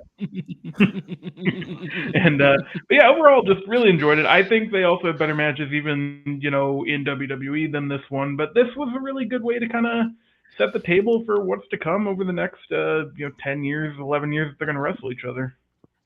I'm glad you pointed out the show this was on, because that is also like, this being the show that hosts this match is just peak WCW, right? Like, just at its absolute most unhinged. The actual product, of course, this time is the furthest thing from peak WCW, but the mentality behind putting this match on a show that's headlined by that match, as that big cage structure kind of looms over everything. It doesn't get more WCW than that. And they get straight, funniest of all is they get straight to work and immediately are clobbering each other. Like, it is instant. Oracle, you covered this on the Historical Oracle, right? Which everyone should listen to the archives on that. One day, I think that may live on in 2024. Maybe, just maybe, right, Oracle? We'll see. But you did cover this match. I'm sure your opinion didn't change much. This is one that's kind of speaks for itself, right? What did you make of it on this latest watch? Oh yeah, I mean, it's a. I mean, obviously, what stands out is just that they just, even in WCW, which was just you go out there, and you have good graps in the mid card. This was not really a match they'd ever really seen before. These dudes are beating the shit out of each other. And like, it's just, especially when it comes to the finish, where I could be wrong, but weren't they supposed to go longer? But Regal's nose broke, so they had to. They sent the guys out. Yeah. Bishop was very concerned. They sent the guys out there because they didn't want blood. And fucking Finlay shatters Regal's nose with a fucking punch. Yeah, which was Regal's call, by the way. I'm pretty sure. I think Regal said we need something to convince them or to hook them on the style. And I think Fitz said, "What if I just punch you straight in the face?" And he said, "Yeah, it works." That's awesome. God, why it used to be better. Like, and they're just doing all kinds of shit. They're like grinding each other in the face and shit, and like they're like putting each other in like simple holds, but they're like clawing out of it and like fighting out of it and grasping out of it, and like they're just beating the hell out of each other, and it fucking rules. They're on the mat throwing strikes, and like early on, Finlay just like throws Regal on his back and kicks him as hard as he can in the spine. Like, this shit fucking rules, man. And like all these punches and shit, and like that punch that breaks Regal's nose is incredible, man. Because they get camera work too, man. They're in on that, right? Right up where he just bam, like punches him right in the beak of the nose. Holy shit! Regal gets a receipt too, and the Blue Bloods are holding him open. Yeah, he does. Yeah, he does. Yeah, he does. Yeah. Yeah, just an awesome brawl. Like, just they beat the piss out of each other, and their TV matches are a little bit better than this, but this is just like, it's funny because I do think part of it was like the crowd isn't even necessarily bored of it. They just are like, they don't know what to do with it. I don't think there are times in the match where it appears that like, I could see like a grandpa, some like Mississippi grandpa being like, "Oh, I thought these boys were fighting." At one point, Fit, they're in the midst of the match, and Fit turns Bit and gives them like a fire up, and they do react to it. So I agree with you. I think they like it's, but the match does. To be fair to the crowd, the match has a distinct vibe. It feels like you shouldn't be watching it. Right. It feels like you're looking at something you shouldn't be. I mean, it is really kind of gnarly and gritty. It's yeah. Again, I think it is like a little bit. It's a slightly uneven match in that they do just kind of whack each other the whole time. Yeah. I seem to recall he was saying it kind of informally, but I still think it's worth knowing. I think Tony Schiavone says this is his favorite WCW match. This blew his mind. He was close friends with Regal, and like he said, this was kind of his first chance to see Regal in his element, like truly, So he always loves this match and always brings it up. But yeah, it is. I mean, it is an absolute blast. There's some third page there, but brings it up. He was streaming it last night again on the great Discord we have at Late Night Grim. But there was a C show from, I want to say it was main event. I think it was the match of the one we were watching last night. It was like 5 minutes. I mean, they have so many good matches, but this is a notable one. I would like to know, Andrew, thanks for bringing this up. It does feel somewhat relevant. Steve Regal has appeared on NXT TV tonight, fellas, which is pretty cool. So Oh shit! The big man's back. I'm actually pretty thrilled by that. I want to see him back on my TV. You know, I think he just did a thing where he kind of like embraced the new authority figure on NXT. But I would like to see him do some stuff. So shout out to the big man. If you wrestle Alex, Drew Gulak, I would watch. Oh yes. Speaking of such, I want to tell this now because I will forget. At some point in the last couple of years, and I'm pretty sure this is a story I can tell and have told. At some point in the last couple of years, Regal and Fit got in the ring at the PC Yeah, and we're had a live, match. pal. Yeah, fuck it. They had Regal a and match. Fit had a match at the PC a couple of years ago. That's awesome. And it kind of, from what I remember the story being, a couple different people told it, like, it kind of happened like organically. Like they were just kind of messing around. And next thing they were like just wrestling and the ring cleared out and everyone was just watching. Yeah, I've heard this one. Yeah. And the idea of like the 2020 NXT class watching Fit Finlay and William Regal just with all they've got left, brown forearms is staggering. So yeah, no, I think that's worth knowing. Alex, I was going to throw it to you, Bruce. I apologize. What did you make of the Uncensored 96 match, mate? We're talking about people not understanding how to interpret like Regal matches, and it immediately made me think of what is it, Super Brawl 94 when he wrestled Arn Anderson. Yes. And that's yeah, like hidden gem, brother. It is, but the crowd had no idea to react to it, and Meltzer gave it half a star. Like Regal was we did a whole episode on Regal for Christ's sake, but he was doing people didn't understand how to kind of respond to his work. Yeah. You put Daddy in there, man. That 96 WCW crowd would have been loving it though. Man, this is just such a strange show. It's the absolute state of WCW at this point, and it's like literally 2 months before they'd blow up. I was about to ask what the month was on the show, so it March was 24th, 1996, 2 months before Hall shows up. How crazy is that? Think about that. They got Jeep Swinson and Tiny Lister in the main event in the Alliance to Destroy Hulkamania, and 3 months later, Hulk Hogan joins the NWO. That shit is insane. Like, it's not. You think of like all the times wrestling companies are really taken off. There's like these periods and like these parts that get into place, and WCW just played one card really well, and then Sean Angle. Everyone's like, "Oh my god!" I do love that they work at the end when they're brawling to the back. They work the big Doomsday Cage into it, and Terry was brother to steal my heat. Eric, you got to do something, dude. But Regal comes out here to his best theme, and William Regal arguably has the best catalog of entrance themes of any wrestler in history. This is the every time I hear Laps fan, JT can't get enough of it. And dude, yeah, every time. He's so passionate with it. But yeah, you think of all the songs he's had. I'm sorry, but most of my notes are quotes from Dusty on commentary. He calls Jeeves chives. He says he's coming out there with chives. Out of the gate though, they just charge each other, and it's just fucking potato fest. I mentioned this already. Fit is a ruggedly good-looking man. You put a suit on him, especially like the WWF run that we're gonna get to. You can see him pulling his fair share at the bar. This was not what I would call a good look for him, though, with the mustache, and he's got the shaved head, but it's still the big long mullet in the back, and I just didn't think it properly accented his look.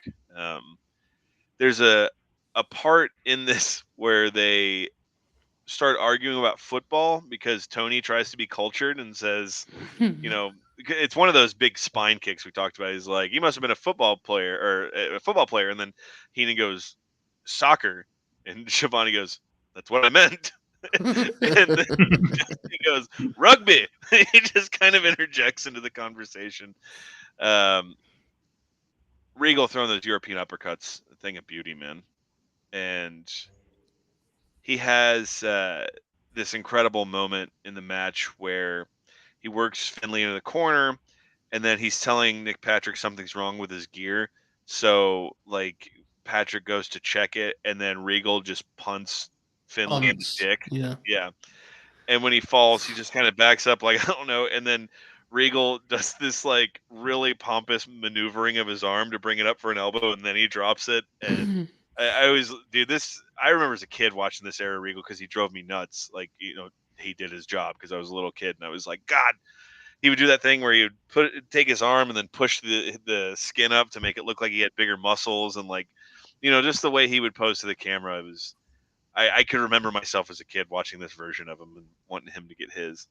But yeah, the joke about Dusty starts talking about the population of Tupelo. There's 33,000 here, and he goes, "Oh wow, that's almost 7 teeth." And will you stop? And we get the belly welly, which is still in my dad's. Him in the belly welly. Yeah, when we watch wrestling or fighting, my dad will still break out we got him in the belly welly. The suplex to the outside, which was kind of mind blowing at that time. Finlay tries to suplex Regal in, and anyone who was a child and played WCW World Tour, I don't know if you've ever quite had your mind blown like when you could reverse suplex someone to the outside of the ring in that game. Now you got flaming tables and shit, but that was like the most insane thing you could do in a video game at that point. We talked about Dusty asking questions about geography. The way he says Ireland, he said, "With Ireland." And yeah, they just beat the shit out of each other to the point where Finlay punches Regal in the eye, and Heenan just starts laughing like we would if we were watching something like this. He just, they're having fun doing it. And the right hand, his nose just blows up immediately, and then Bobby Eaton and it was Dave Taylor, right? They come out and they thought of clubbering, and the cheap shot he gets is great. But this was WCW, man. This is what I remember as WCW, and this is like sometimes I think this era of WCW gets romanticized, dude. That period. Oh, it's awful. from where Hogan came into the NWO. Yeah, it's awful. You can find some really good like mid card matches during that era, but that's a rough watch. But yeah, on the way to the back is Finlay. They're kind of calling it on the Fliz, and Finlay runs back and he hits Dave Taylor, and Dusty on commentary goes, "He's a wailing on the Squire." See, to me, and I'm one of the only people who has this opinion, but I'll die on the hill. This is my personal blueprint for an announce team, because forget all of the analysis and all of the technical. My favorite thing with a wrestling announce team is when it feels like you're just hanging out with them for the next 3 hours. And this team, WCW run with those three is fucking awesome. And you know what? Tanay's pretty good when he mixes it in there sometimes too, especially when he's like calling the luchador matches, and Bobby Heenan's like, he's like, "What else do you not know?" Heenan's like, "What do you not know?" I know people get frustrated with they don't take stuff seriously, but it's like, I think there is something to be said for the idea that even when a match sucks, these guys are going to keep me entertained and keep me laughing. It's like, I don't know, man.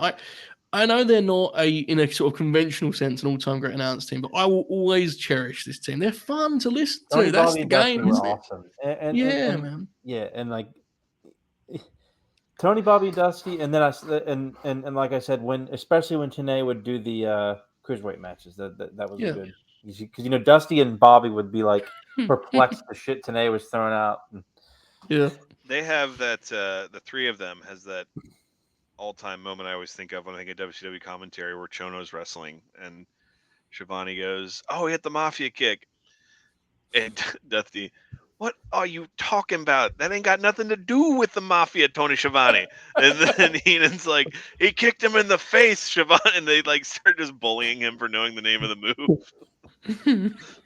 Glorious, glorious, glorious crap. So what a time. All right, Oracle. Yeah. This was Alex, go for it, man. I'm sorry. My final thought on that, because I know I just love Dusty commentary so much. My final thought on this is, like the Hogan era, the red and yellow Hogan in WCW was just the fucking doldrums. But like, there is something so like romantic about a period of a multi-million-dollar wrestling company like this that had a top star that was dictating everything that happened, letting just two dudes that they don't really know what they're capable of go out on pay-per-view and have a 17-minute match like that. That is what it used to be better can mean, because that's just the way the system is now. That's not going to happen. They're not going to Yeah. bring in just these two dudes on like, oh, I heard they're good. Finlay, Regal, Sabu, like you could put those all in the same category of people that they just signed because they had buzz and they were like, all right, here's this pay-per-view we're doing. Go out there and just see what you can do. And There's so much tape now, you can figure it out. You can throw them in the. that's Yeah. part. That's why the system is like it just this can't happen anymore. Right. But going back and watching this and putting yourself in that mindset and realizing that all they really cared about was Hogan and fucking Brutus Beefcake hitting people in the head with frying pans in an hour and a half. But these two dudes are just beating the shit out of each other in front of this Southern crowd. That's like, I don't know if I like this. And it's just like that real graps, as you like to say, Joe. Indeed. Apparently, that's my thing that I say, and I was not aware of this until this week, which is very. I don't know if I should be proud or ashamed, honestly, but apparently that is a thing I say. So It anyway. is you're virtually identical to your Mike Goldberg. That's what it is. There we go. Hopefully I was going to say hopefully the comparison stopped there, but I'll write with that. That's fine for me. I think perfect kind of segue there, Alex. I don't know if you intended it to be that way or not, but the promotion you were describing, that's how you end up in 1999 just being like, Fit Finlay, El Dandy, syndicated TV show. You got 5 minutes, fellas, go and have fun. Like, because, and Oracle, you pointed this one out, and it's like, you said it earlier, I love that we included this because this is really what most of his WCW run actually was, right? It was these matches. Like he has, the fuck out of Lorenzo like 3 times. Yeah. Those spots are incredible because he literally, Lorenzo was like this power plant guy who fucking sucked. Mhm. And Finlay would like go out there and like beat the hell out of him and would like torture and beat the fucking shit out of him, and it ruled. There's a really famous one from like 97, 98 where he just beats the living tar out of the guy. But yeah, like, and then they would have like these wacky pairings. Like there was like the what was it? Regal Nagata, I think, was on one of these, which was awesome. Yeah. 97. I think they did like a maybe there was like a oh god, there's so many. There's a Raven versus Kaz Hayashi one that's really fun. But yes, that's a popular one. Like I think it's Tape Machine's favorite, right? I think tapes are big. This is one of those that's like in the pantheon of like DVD VR like hyped WCW syndicated shows that kind of got hyped up like 15 years ago or so. And it's just a blast because you've got Finlay who, obviously, everybody knows about Stateside, but of course you sort of combine that with his European prowess, and then you've got El Dandy, who is legitimately, who you would doubt El Dandy. It's a joke, but it's legitimate because he's no joke. He might be in my top 10 ever in the ring. Like he's that good. But again, Lucha Libre is an adjustment, and it might not be, but like just the way that his 80s and 90s stuff is incredible, especially from like 88 to 92. So you've got, as I pointed out earlier, there's somewhat of a similarity in the way, stylistically of that British style, European style, especially on the mat and in certain exchanges with old school classic lucha mat work. And you don't get you really don't get that here, but there's an exchange in the match where like Dandy does like the cool little flip out of the when they're kind of going on the mat a little bit, like. But really, the main reason I hype this is just a perfect example of how good Finlay could be for the time that he was given and how valuable he is as a worker to get in there with anybody, whether, of any style or of any experience, and like do something meaningful with the 5 minutes that he has. And they have like a really super fun 5-minute match where they pack a lot in, right? And credit to the commentary for like pointing out that like, and I'm not really a Scott Hudson fan at all, but like, they bring up the El Dandy punch, and they kind of build the match around his his punch, which has an awesome punch. So he gets to throw his awesome right hand a few times. They do, like I pointed out, that really awesome like exchange on the mat where Dandy flips out of it. They do the some of the apron stuff that Finley's kind of known for. He drops him on the apron, does his forearm over the apron. That posting that Dandy takes. Oh my What god! a Yeah, dude, that was posting. horrendous. That was Yeah. awesome. Absolutely. Really, really good finishing stretch. I thought they really, put a lot of effort into that finishing run. Loved the missed flip. The missed top rope somersault into the rolling hills, into the tombstone for the win. That was awesome.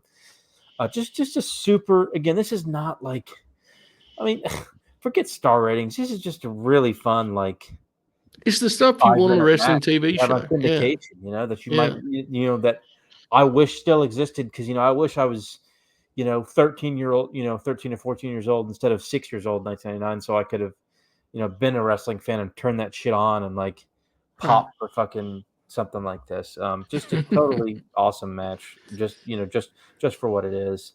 Probably want to be like maybe your age now to appreciate it, because if you were 13 in 99, pretty sure all you would have focused on was Francine. Let's be honest. That's here. probably true. Francine or Deborah coming out and puppies and all that shit. Bow, baby-diddle-doo. Fair point. Fair point. Definitely Francine, though. You know why I point that out? Because I lived that scenario. Yeah, you was thinking I was not thrilled to see El Dandy and Fit Finlay. Like, Francine? All right, cool. I mean, trust me, I was 13 when Layla L debuted. I know what you mean. Yeah, when I met Trish Stratus at WrestleCon, I was like, God bless. God, incredible detour we took there at the end of that syndicated match review. I expect nothing different when Contrary and Alex is with us. Alex, what did you make of the match, mate? I forgot to mention this in my memories of Fit Finlay, but he when Oracle was breaking down the finish of the match, one of my big mark things that I do is I still call that the Finlay roll. When anyone does the fireman's carry into the front roll, I remember being at an ROH show, or even when Aries was wrestling in NXT, he would do that. I go, Finlay roll, just to no one in particular, just to show that I know, because I'm cool that way. But I've grown up a lot since then. Well, I was about to say I'm taller than Austin Aries now. Yeah. It's worth calling out here, man, Fit Finlay, his 98 and 99.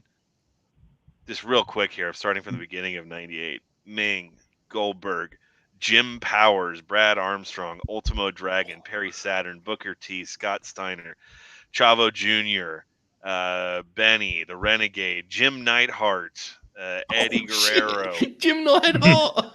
Psychosis. Imagine him fucking pasting the anvil with a fucking forearm and fucking Worldwide 98. That fucking rules.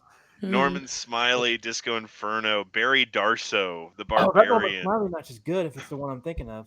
I'm sure. That one late 97, maybe. I could be. That No, would I'm probably thinking of the roll. Malenko Norman Smiley match. That's really, really good. I'm thinking of the Malenko Norman Smiley match. That's another one of the DVD VR. Johnny Swinger, Chris Jericho, when that meant something. Davey Boy Smith, Kendall William, Alex Wright. Kendall Windham, yeah. Steve McMichael. Then he had in '98. He did the tag league in New Japan where he teamed with Jerry Flynn. That fucking rules. Whoa! I had no idea. Whoa. That's awesome. Yeah.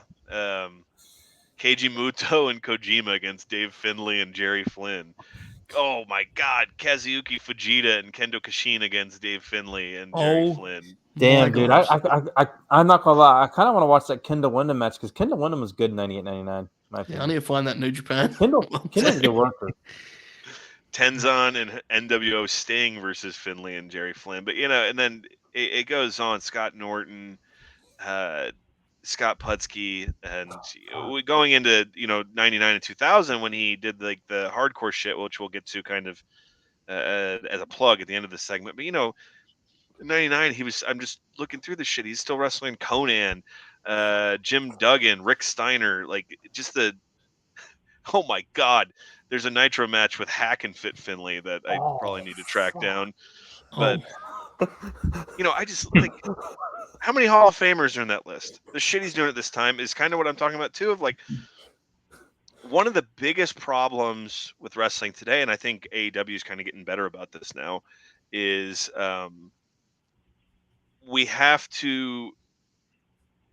Okay, so Vince Russo, when he wrote, really did have the philosophy of we need to have something that everyone's doing. And that's probably the most positive thing you can say about him as a writer. The problem is that mentality kind of stuck around in the WWF, where they convince themselves everyone has to be doing something, even though they don't give a fuck what like 60% of their roster's doing. So they contrive these dumb bullshit things like, go out there and have a 4-minute match, but try to get over, but not too over. And that is still as in place as it was 20 years ago in that company. But WCW really did just have these guys that they paid and were like, I don't give a fuck. Just go out there and do whatever you want to do. And that's how you end up with things like this. It's how you end up with things like Raven and Kaz Hayashi, where Kaz like tries to kill himself in that match to just get like this 5-minute TV match over.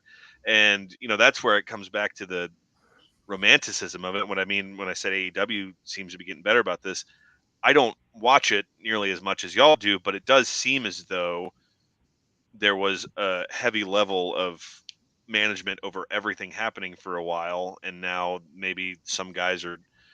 Joe, I might be speaking. I might have. No, I think there's truth to it. And I also think, like, this is something I talk about a lot when it comes to what people want from AEW. There's always that debate about this, the way they tell their stories and stuff. And one of the big things that I try to kind of talk about a lot, and I think you've kind of circled it here, is I think it's strange that we have gone far enough with wrestling TV that people think every match needs to have a reason, even if that reason is as dumb as they bumped into each other backstage.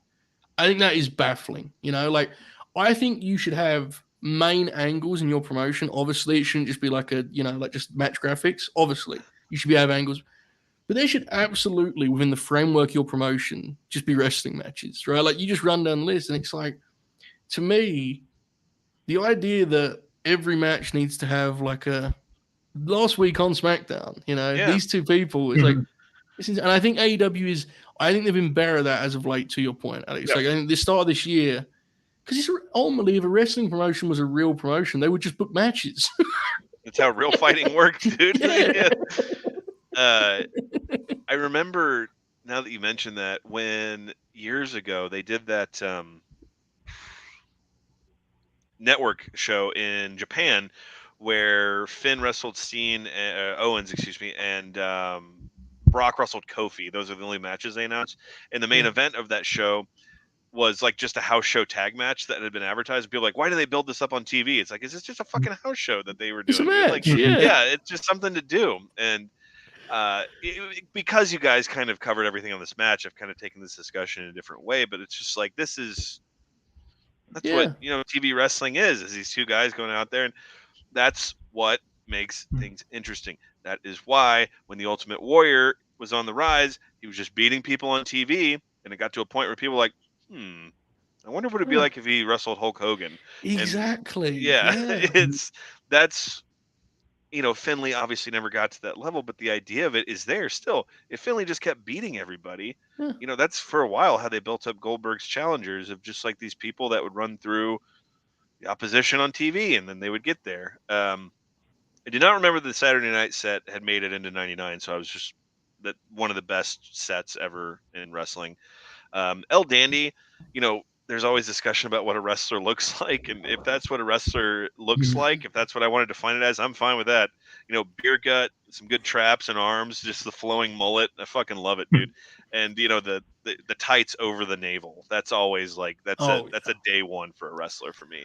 And yeah, Scott Hudson fucking sucks, but I did against my better judgment. I laughed. I found myself doing one of those where he says, what did he say? He says, well, the board of directors are meeting and we can't even get in there. We can't even get to the candy dish, and we know the candy dish is empty if JJ Dillon's in there. I was just like,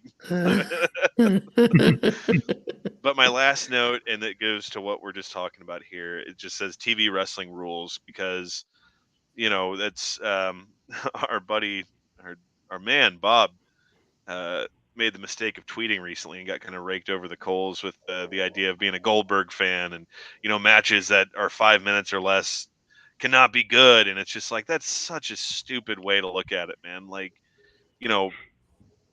even if we were going to do the comparison to real fighting, some of the most famous prize fights in the history of prize fighting, 13 seconds long, 91 seconds long when Mike Tyson knocked out Spinks. And so there's that aspect of it. And then two, what could Finlay and Dandy have told here if they had gone 19 minutes versus this little match they had? And it's just right. And we want that range. So we want, as fans, we want that, Yeah. There was a collision recently. It was the one that Oracle popped me tremendously because in his new thread, which everyone should check out, Oracle's doing a thread of matches you should watch from TV shows. And last week, Collision, I'm pretty sure, Oracle, you listed every single match on the show. Pretty much all And- of them. and on Except that for the show- trio, which was close. Yep.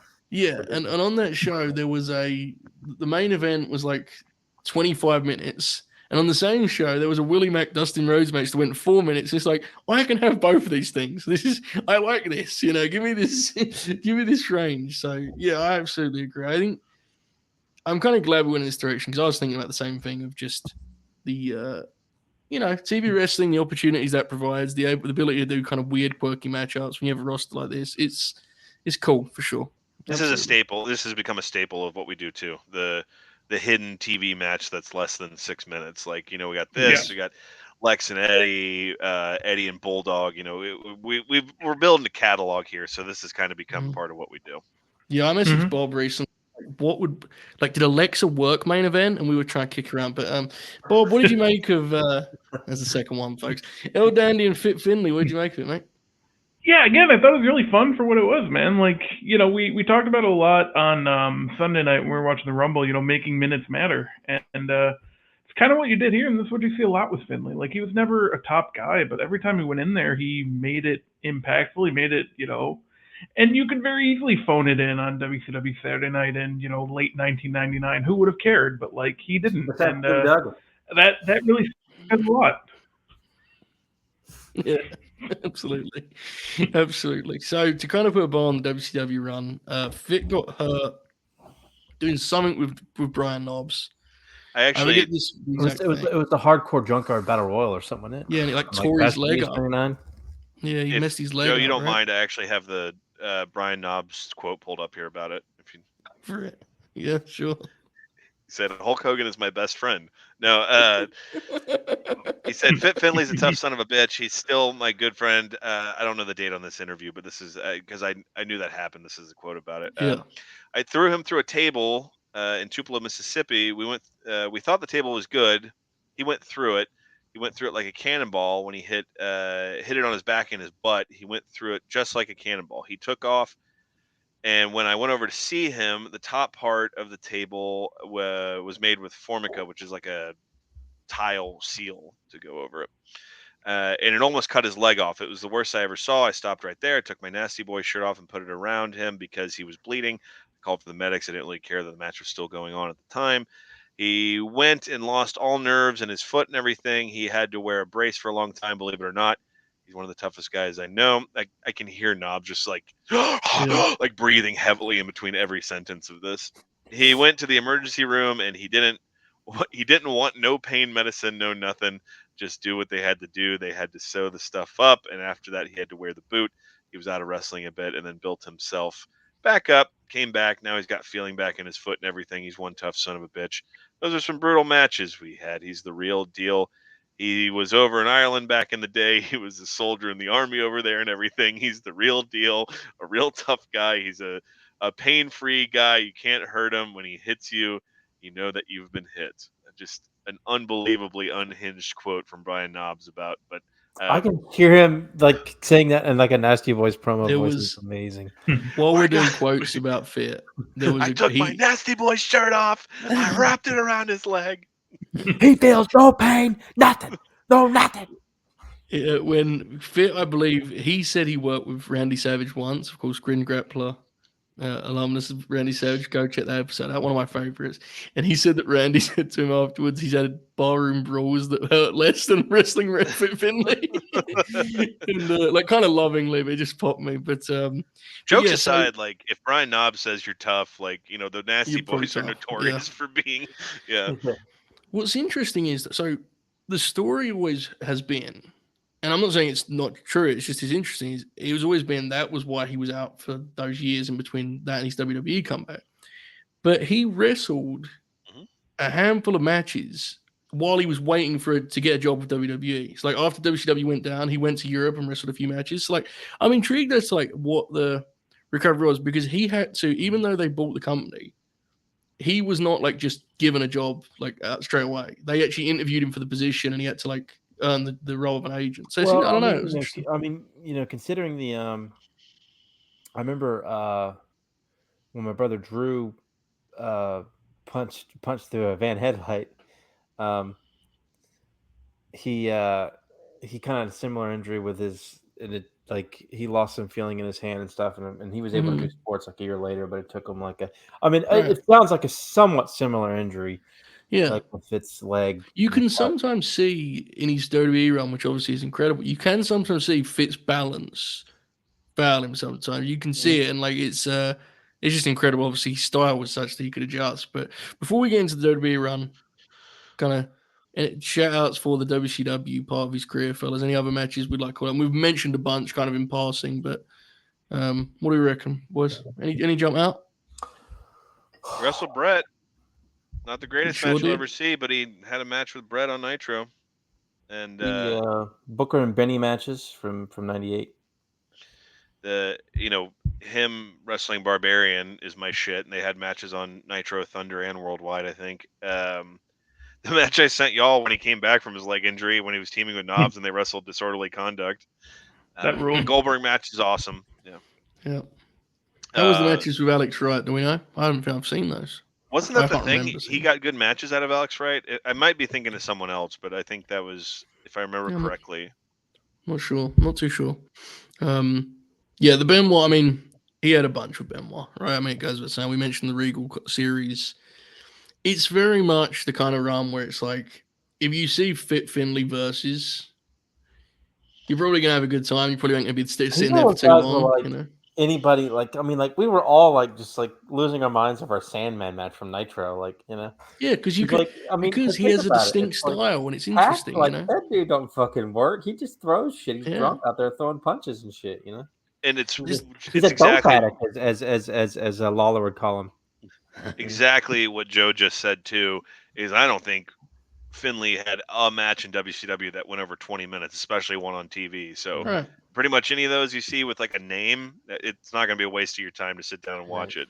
It's And not he going to also be has such a distinct style too, which helps yes. because you that's what makes it interesting. Is that contrast, you know? So yeah, absolutely. He, Okay. he was Anything also else? on WCW Revenge, the Good call. greatest roster on a video. Mm. Showdown Legends of Wrestling 3 has the greatest roster ever in a wrestling video game, Well, but that gameplay is not as fun as Revenge. what So about 2K24? I was told that's going to have the greatest roster in wrestling video game history. my understanding is you can finish your story in that. Yeah. Why'd you have to bring that up, Joe? Because now I'm going to bitch about, oh my God, I can do Andre the Giant versus Hulk Hogan at WrestleMania 3 again. Yes, indeed. The whole discussion about what the WrestleMania 2000 match is going to be, and everyone agreed it was probably the Too Cool Rikishi versus Yep. DX in China. Whatever the hell. It's actually worse. They're not doing a match for every year, but we'll discuss Oh, this. that's such fucking bum. It's like 25 matches. Yeah. Anything else on the WCW run, fellas? Or Garbage. we good? I think that's like the blanket statement we can just have is your chances of seeing a good match, any Finlay match you pick in WCW outweigh, running into a bad one. Absolutely. So with that, we move to Act 3, of course, the WWE run. I think it's important to kind of, that middle ground, right? So I think he got the job in, I think mid to late 2001, and he has said he believes it to have been a rib. That the WWE agents at the time were not exactly desperate or rushing to try and agent these divas matches, and he thinks it was a rib because this super tough, rugged wrestler. We'll give him the divas, and of course Fit, rather than like sulking about that, embraced that and had really, I mean, in terms of agents, his work with the women's division may be one of the more pristine reputations that we've ever. I mean, every single member of that division talks glowingly about their relationship with Fit, how he treated them, what he taught them. I mean, he really did a remarkable job. And frankly, they talk about it quite a bit. But when they pat themselves on the back for taking women's wrestling seriously in like 2015 or whatever, he should get cited even more than he does. I know a lot of the women cite him in their speeches and stuff. Pat But themselves on the is- back. Stephanie McMahon invented women's sports in 2015. Exactly. Yeah. Exactly. You know, it's like, and so I think it's important to note that, like, generally we focus on a guy's in-ring career, but that is actually something that's like singular to Fit Finlay, and he was doing it up until, because I know he was furloughed in April 2020. Up to that point, he was still a main roster agent. Yeah. It was still. Oh my God. So this Would is he the thing, run like, out so and like break up the brawls and stuff? Was he part of that crew? he did it with the Becky one, right, at Rumble. So Yeah. that was 2018, 2019. That You're was right. so he was Yeah. still very much part of that, and so he got to watch it flourish. He got to, like, you know, be part of Evolution. That's like, that's so awesome and really cool part of his legacy. In a lot of ways, is actually, you know, a more important part of his legacy than us enjoying El Dandy matches, right? So we have to note that. And you know, I also, because I'm not making light of the NXT situation, so because you know this Right. shit sucks, but he took a group of non-wrestlers that were already wrestling on TV, and like, how many of those women tore their ACLs and like did this shit? Like, he clearly like knew how to. Again, it's past the point where it's coincidence, this thing with NXT right now, and it's just like, bizarre, yeah. you look Yeah. at like Finlay taking a group of people, like, God love him, I did Don Marie and Tori Wilson and whatnot, but like people who weren't Stacy Keibler, they were not. Yeah.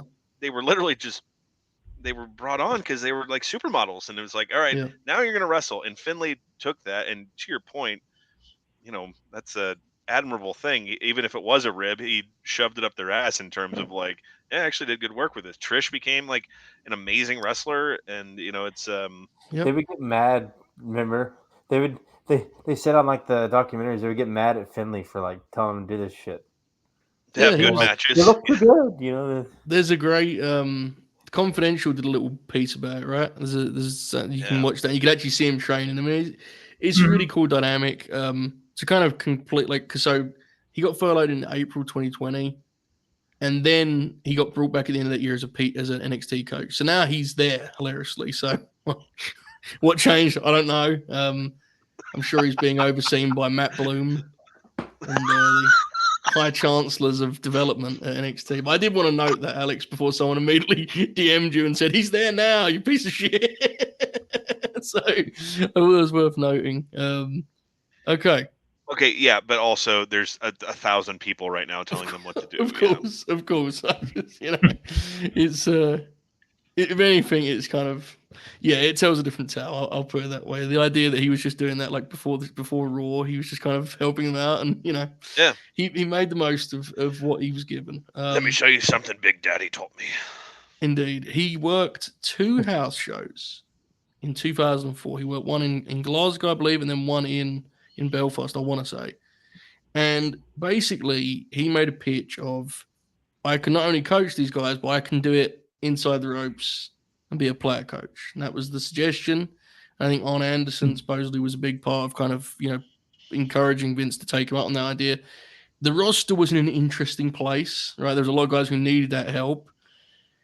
And so we stumble into this situation where in 2006, Fit Finlay is not just on the roster that he doesn't fit on whatsoever, but he is like an upper mid-card heel who is a factor on TV. Yep. And much of that is because the wrestlers all wanted to work with him. So Batista wanted to work with Fit Finlay. He had such respect. He could only be so low on the card almost, right? It was like, this is fit. So here he is. We join this kind of journey here, like almost 2 years into the run, right? Like almost 2 years. As he wrestles Ray here in November 2007.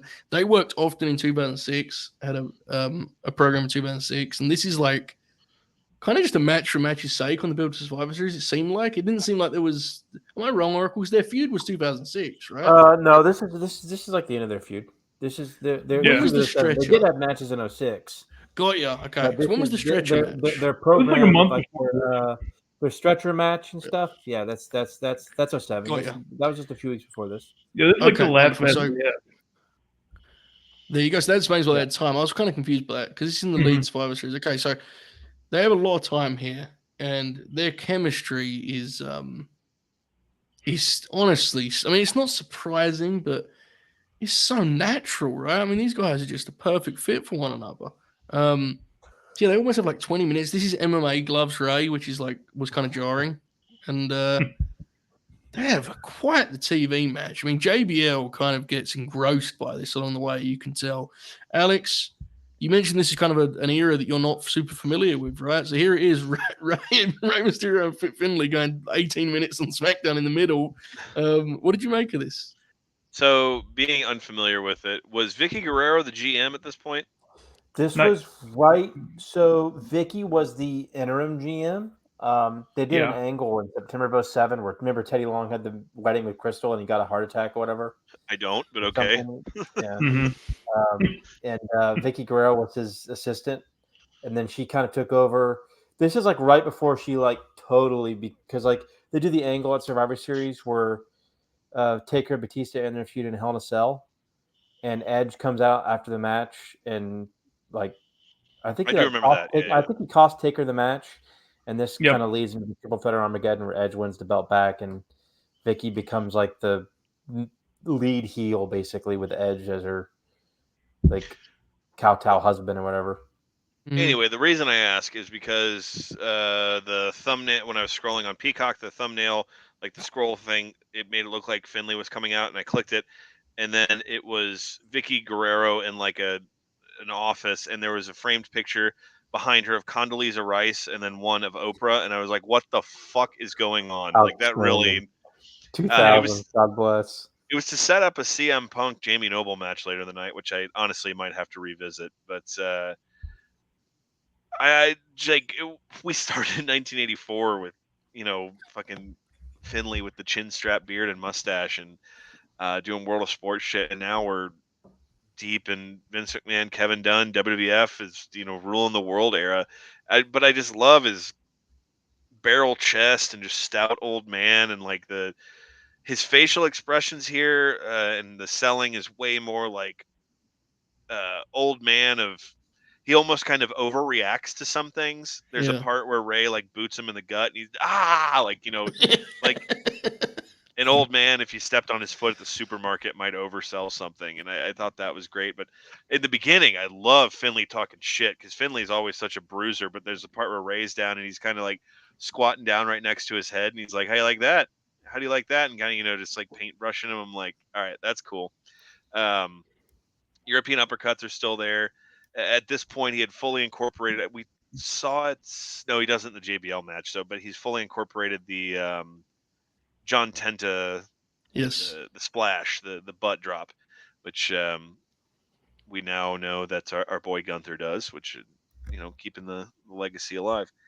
There's a spot in this that like is. We're at the point in wrestling with like things have happened that are so insane that people don't appreciate how dangerous little things people do are. It's a sequence where Ray springboards off the ropes backwards into the electric chair position, and that is so like Basing for that is like well, Yeah. not just that, but like if he's off by 6 inches and Ray's ass lands back here, it could snap his neck, or if he lands here, it could like snap his neck, or on the side, when Big E took that suplex that it took him out, like the angling of that, it doesn't look as devastating as the things we've seen. It's just a reminder of like this much like can make such a big difference, and like that's kind of I don't know. That's not jaded, but that's at the point of when I watch wrestling and I see something like that, that makes me go, "Whoa!" Way more than like someone going through a flaming table or something. And then to make it even better, he spins him around and gives him a fucking buckle bomb. I was just like, "All right, now we're cooking."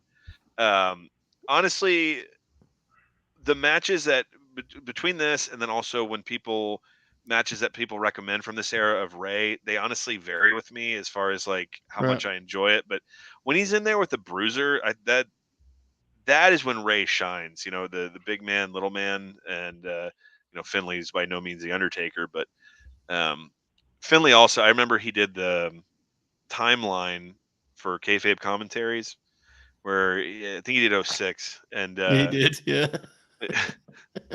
but there's a part in that where he just talks about, like, I don't care how many high spots you can do. He's like, there's only one Rey Mysterio, and that's time has definitively proven that to be true. Yeah. The only other real note I have here, and I really enjoyed this, I was like, whoa, when Finlay won, because I just expected, Ray was a babyface. And what did Finlay, the Kryptonite Crunch, what did he call it? Did he call it the Celtic Cross? The Irish cross, right? Or the Irish. Yeah. I I think think the Irish. I always get confused which one he calls and which one Sheamus calls it. Yeah. I'm sure. But the shillelagh, has it ever been discussed where this came from? Because, like, it could be a thing Finlay thought of, but to me, that sounds like the most Vince Bruce Pritchard shit ever, dude. Of like, I don't know. he'll carry the stick to the ring and shillelagh. I will say it's used very well here. With the where he uses the buckle. Yeah, they get a real false finish out of a drop kick, which is like, this is 2006, bro. It ain't 76. That's very impressive what they did with that. Like, you would have known it was Bruce Pritchard writing if there was a match where someone stole the shillelagh and Finlay was trying to fight to get it back. I feel like they did an angle with that, didn't they? They must have done an angle with that. That sounds. Yeah. Anytime someone gets their hat or jacket stolen, Bruce is back there with the readers on the tip of his nose. Oh, this shit's fucking brilliant! I'm gonna do it, Vince. But a fun time, and it's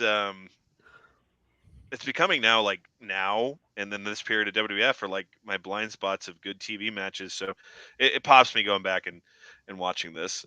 Not enough to go back and do like a Psychotic Bob or Oracle complete watch through of everything, but it's fun.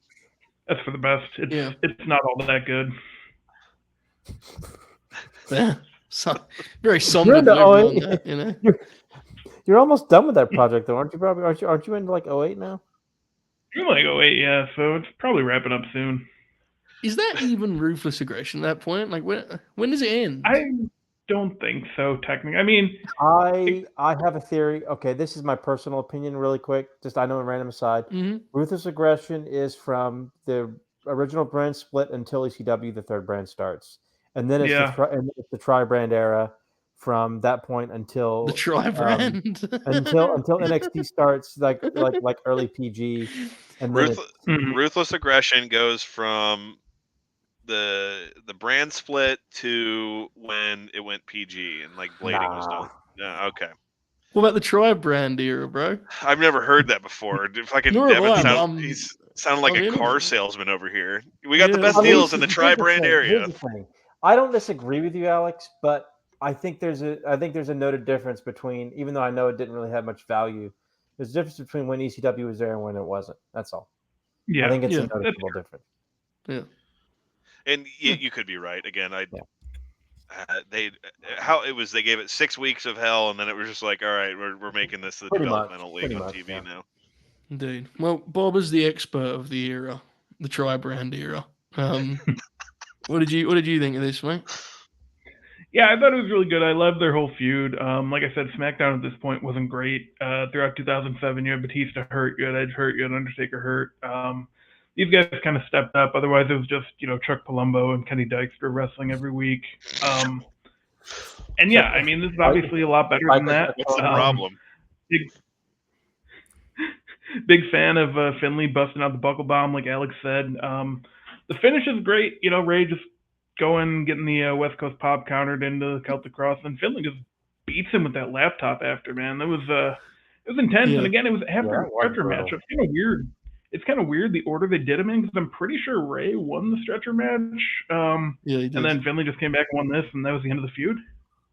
Yeah. But tremendous stuff. Two of the better TV wrestlers, I think, of that time. Ever. Yeah. With TV wrestlers, these two are like Mount Rushmore guys almost in that regard. Oracle, you exploded in triumph there. I just remember there's an incredibly awesome Finlay Chuck Palumbo biker Chuck Palumbo match. That's awesome, tremendous. That's in contention for those of you who isolate clips from this. That is in contention for the most Oracle statement of all time. Yes, it is. I agree. which is saying something. There's been some gems in that So regard tonight. Absolutely. I appreciate Bobby for making letting my jog on Throw my it back to memory you. there. Thanks, Bobby. Yeah. Friend of the show, Dax Harwood, has often said that couldn't even get that one out.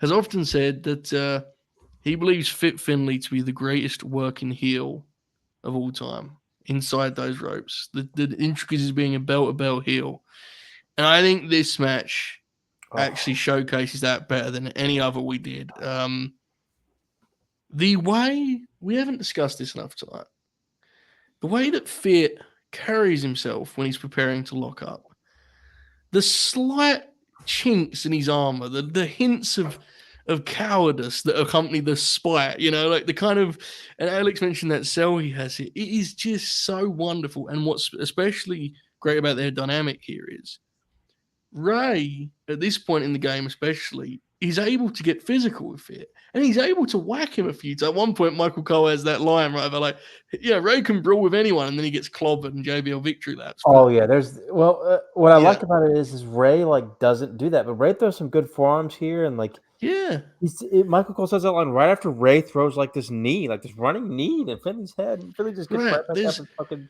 kills him with a lariat. There's a much bigger stylistic middle ground with these two than you may expect just looking at it on paper. It's very apparent when you watch them wrestle. They're actually very like-minded wrestlers in a strange way in terms of the way they approach it. So, Oracle, we were texting some about this. This was the highlight of the whole thing for me. I adored this match. What did you make of it, fucking awesome. This was highly praised back.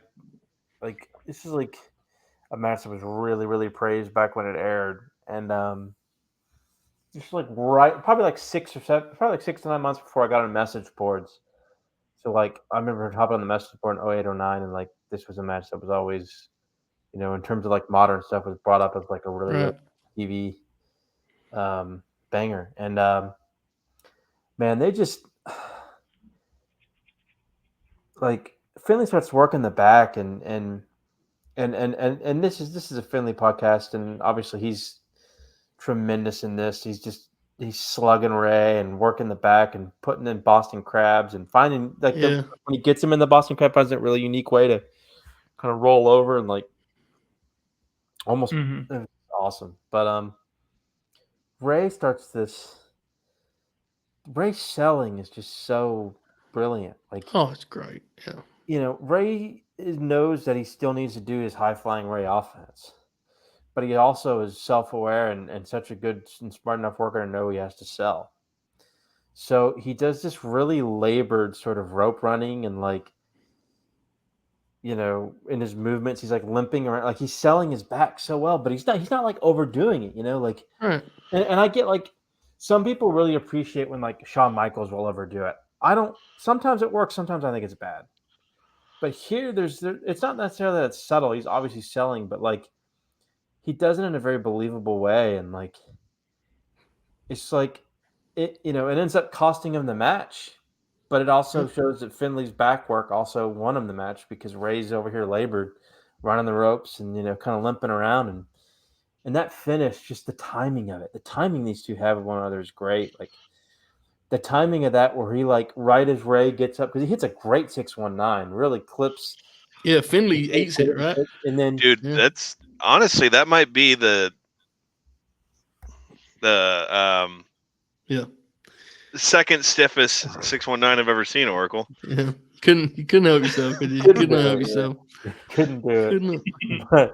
But he that spot where he goes up for the West Coast pop, and I love, especially on the replay, the way Finley plays it. He's gotten hit with the 619 and he knows he's coming, so he just puts all of his might and effort, all that he has left, to just knock Ray off the ropes. Mm-hmm. And Ray does this great crash and burn.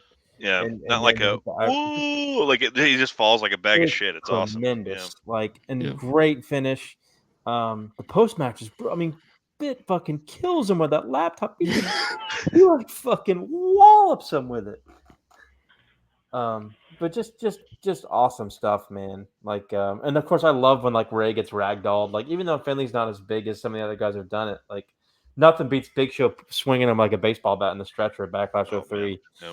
But Finley picking up Ray, and then slamming him into into the ring post was just beast. For also got to give props to what you're talking about, Oracle. Like, if you rewatch some of that stuff from that era, some of the ways guys would get in position for the 619 was comical, but like Finlay, like really like it's so subtle and different, but he acts like his footing gave out on him and he falls forward and like fuck yeah. Correct. Yes, absolutely. It's a move that's hard to. I always like the 619 setups because, and I mean, obviously I'm a huge Ray fan, and like I always thought he did a really good job of finding unique and believable ways to set it up. But mixed it up a lot. The other side matters very much on how you take it and how you feed for it and how you. And Finlay was obviously a master at that. I mean, he's just brilliant in the ring. You know, he just knows his way around the ring. He knows how to set that kind of stuff up. It's, you know, second nature to him, you know, after 30 years in the ring at this point, you know, which is just nuts. I mean, the dude's fucking 48 years old in this or 49 years old actually in this one. And like, you know, over here fucking having this, you know, thrilling TV match with Rey Mysterio of all people, you know. Of course, Rey's a great worker, but just, you know, this, you know, the stylistic clash. Yeah. Dude who wrestled Big Daddy 23 years before this is wrestling Rey Mysterio on WWE television. It's just nuts, man. Like this match was I mean, I think the most famous you know, that we cover is probably that Regal match from Uncensored, but I think this was the best match of this was my favorite, of the set here. Mm-hmm. Yeah, I mean, we're biased because you said we're like, oh yeah, we love two of our favorites. Of course, you know, Joe and I are obviously Ray obsessives, but Ray's hope spots in this match. The way that when Ray's selling it, when Ray's fighting underneath in a heat segment, he's never just dies and lets you, like, he's always fighting for position. It's masterful. A lot of the brilliance of a match like this doesn't even translate to a conversation like this or a written review. It's just like, it's the subtle thing. The little things is such a cliche. I try to avoid using it, but when it comes to Fit Finlay versus Rey Mysterio, the little things, brother, like it's a gorgeous match, man. Great TV. And as I said, JBL has a noticeable adjustment where he's into the match because it's two guys, obviously he respects immensely, but he realizes they're having like a really good one, you know, and he starts kind of leveling up on commentary too. It's really, really good stuff. Speaking of JBL, we jump ahead. Yeah, how far ahead are we? Like 6 months here ahead, 5 months ahead, something like that. Finley's like 2 months away from turning face in that Ray match. Like which is wild. It's just a smidge away from the face turn. And I saw Fit in an interview said he hated being turned babyface. He fought it with all he had. And then he said, I'd love to know who got this through to him, because he goes, and then I realized I could just wrestle the same way but smile when it would work. And that's actually what he did as a babyface. He wrestled the exact same way. So it kind of gives you like the beauty of his game and how adaptable it was. So yeah, here it is, WrestleMania 24, the opening match here, which is... Okay, I'm confused about timeline here. Wasn't Hornswoggle already a thing? Like, yeah. So Hornswoggle debuted in the summer of 2006, and he just started helping. I know that because I remember at WrestleMania 23, Kennedy gave him the Finlay roll off the ladder. Yeah. Tremendous. So was Hornswoggle with Finlay while Finlay was a bad guy? For a while, yes. Okay, so I remember that correctly. And I positioned this on Twitter yesterday. I don't know why I thought of this when I was going through my Finlay memories and this. I invite you all to consider that in 2006, Hornswoggle is not a thing, but the WWF hires Prince Nana to manage Fit Finlay. I want you to think about that. Glory days, brother. I should say, because it does feel like the most Bruce Pritchard idea ever, this was Fit. Fit actually had the idea of the Leprechaun. So, and he was part of the process. Yes, it was. He had the idea in WCW, and perhaps the funniest thing, and maybe maybe not the most kind of flattering part of Fit's legacy, is that he was part of the process of picking who would play Hornswoggle. And the idea of that in an interview process is fascinating to me. So that man seems not Finlay, but Hornswoggle. He's interesting would be the right word. I rewatched the 2011 Rumble the other day, and there's this stretch where he's in the ring for like 15 minutes that is just like agonizing. But anyway, I believe that. I believe Oh yeah, that. So and like he and Cena become pals at one point in the match.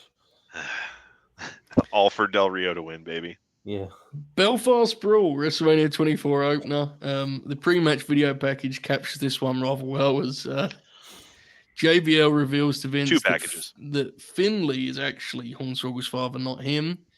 JBL portraying this angle with such severity, and you would really think this. I mean, it is one of the most ridiculous scenarios, and JBL's face is.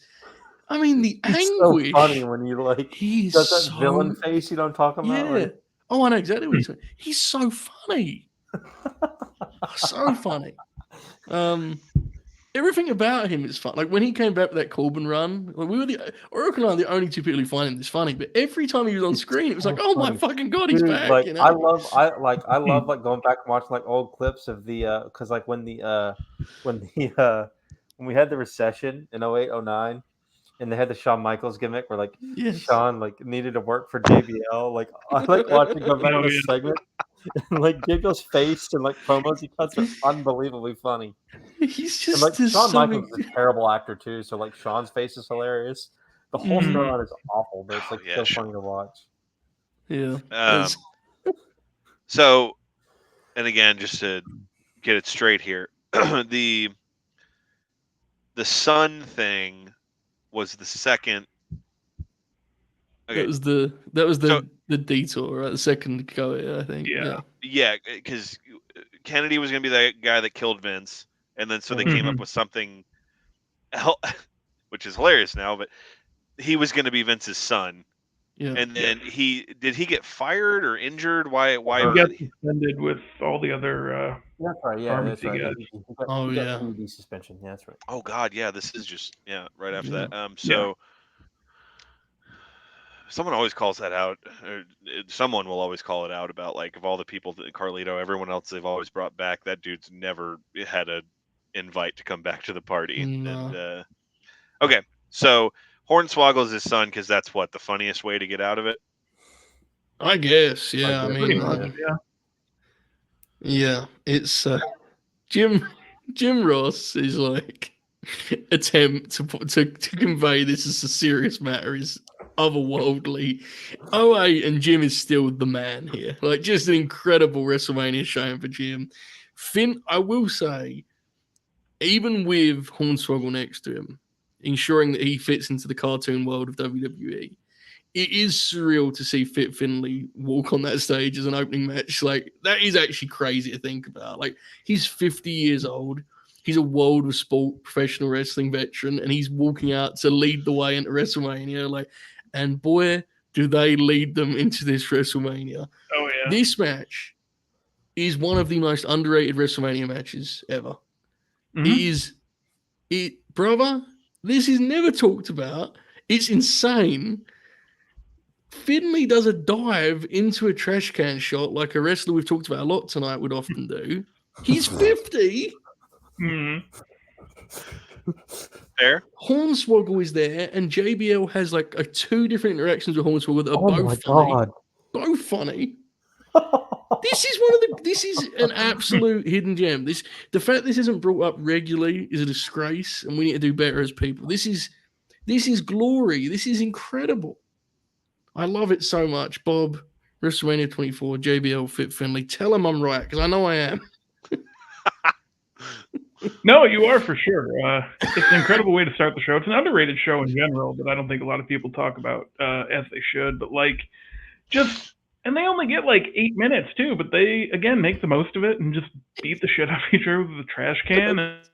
And JBL stops what he's doing at one point to go throw a trash can at Hornswoggle, which is also just an incredible time. And I honestly like the finish kind of rules too, because JBL just hits him in the leg and it's enough, and he gets up and hits him with a clothesline from hell, and we're out of there. Like it rules, man. I forgot how much I enjoyed it, and I've watched this match a handful of times.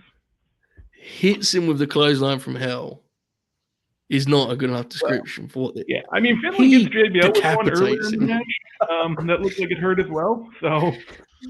Yeah, that's why the match rules, because you very quickly get the understanding that this is two old lads who have gone, somehow we are wrestling at WrestleMania and we are just going to beat the hell out of each other. Like, it pops JBL. JBL, of course, interacted with Fit when he was working in Europe, right? Jake quote tweeted us today with the great story that JBL tells about, he told, who else should we hire that's working over there? And he says, you should get Fit Finlay. And Vince said, should we give your job to Fit Finlay? He says, I would. So here they are at WrestleMania in a stadium with a fucking leprechaun ringside.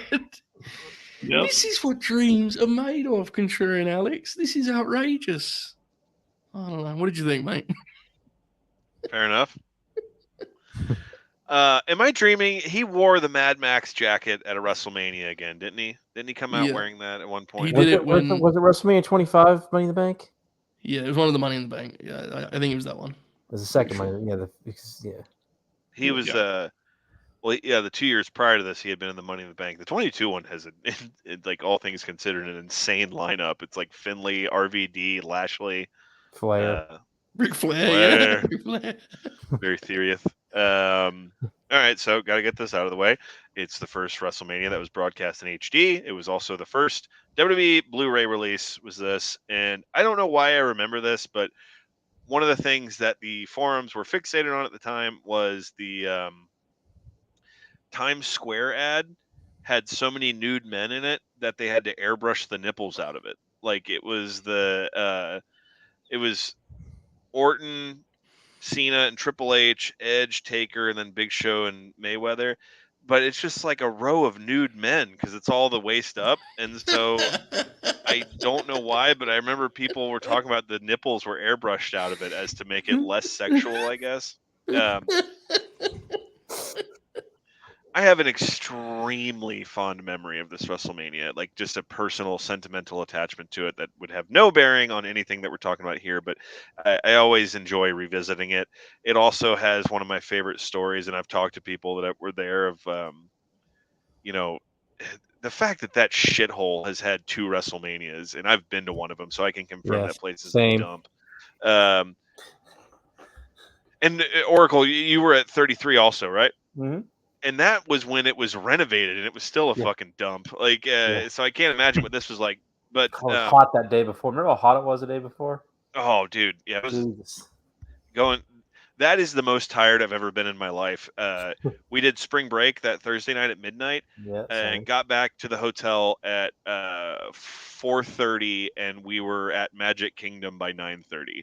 And that was like the most tired I've ever been in my entire life. But I was like, God damn it, Mickey Mouse and Magic needs to live on. Well, the thing is, we did Dallas the year before and did all these crazy indie shows, and we're all over town and convention. We did WrestleCon, and then we decided to do like 5 more shows than we did, in Dallas and Orlando. Like, well, I don't even know what we were thinking, dude. To give an insight to just people listening to this of like when we bought tickets for Mania through Ticketmaster, you can add on the parking pass, and I come from a lineage of dignified stadiums like AT&T Stadium and NRG, the fucking. It's bad when I'm putting over the fucking Alamo Dome versus your stadium. So we bought this parking pass through Ticketmaster. The day of the show we get there, it's a fucking field that they're parking us in like it's a goddamn indie show that Tank's headlining somewhere in buttfuck Tennessee. Like, I was just like, what the fuck's going on? Anyway, that stadium sucks. But it housed one very good Mania and one good Mania.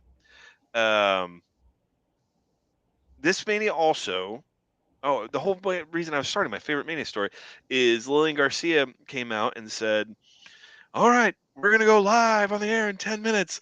And then like people that were there say it like it just happened immediately. The rain clouds just came in and started raining over it, which is, everyone will always talk about Vince's deal with the devil, how he's pulled off so many outside shows like that. And this Mania 2, this like had actual celebrities who were relevant in the moment of the show, which is always very rare for the WWF. Yeah. They had like Raven Simone and Joe Legend sang the national anthem, and Kim Kardashian like was on it. That's kind of crazy to reminisce on. But yeah, the Vince's Son angle. let's just get to it. This is like a fucking 2000 WCW hardcore match. Like this is like, Yes, true. oh, okay. I thought you were going to be offended by that statement. No, No.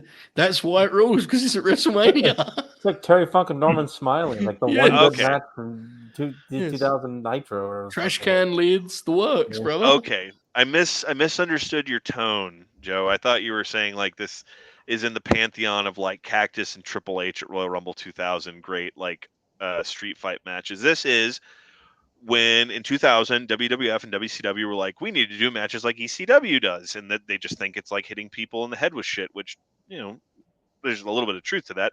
But I much rather would have had these two have 9 minutes to just do like a Gunther Sheamus like trading potatoes back and forth Right. match. But for what it is, as a fat guy, I feel I'm okay saying this. I love seeing JBL. There's shots that cut to him where he's so clearly like, like, you know, sucking the gut in, like, you know, of like, you know, making sure to look good on TV, and you know, he could beat the shit out of me. So bring it on, John, if you need to. But that shit makes me laugh.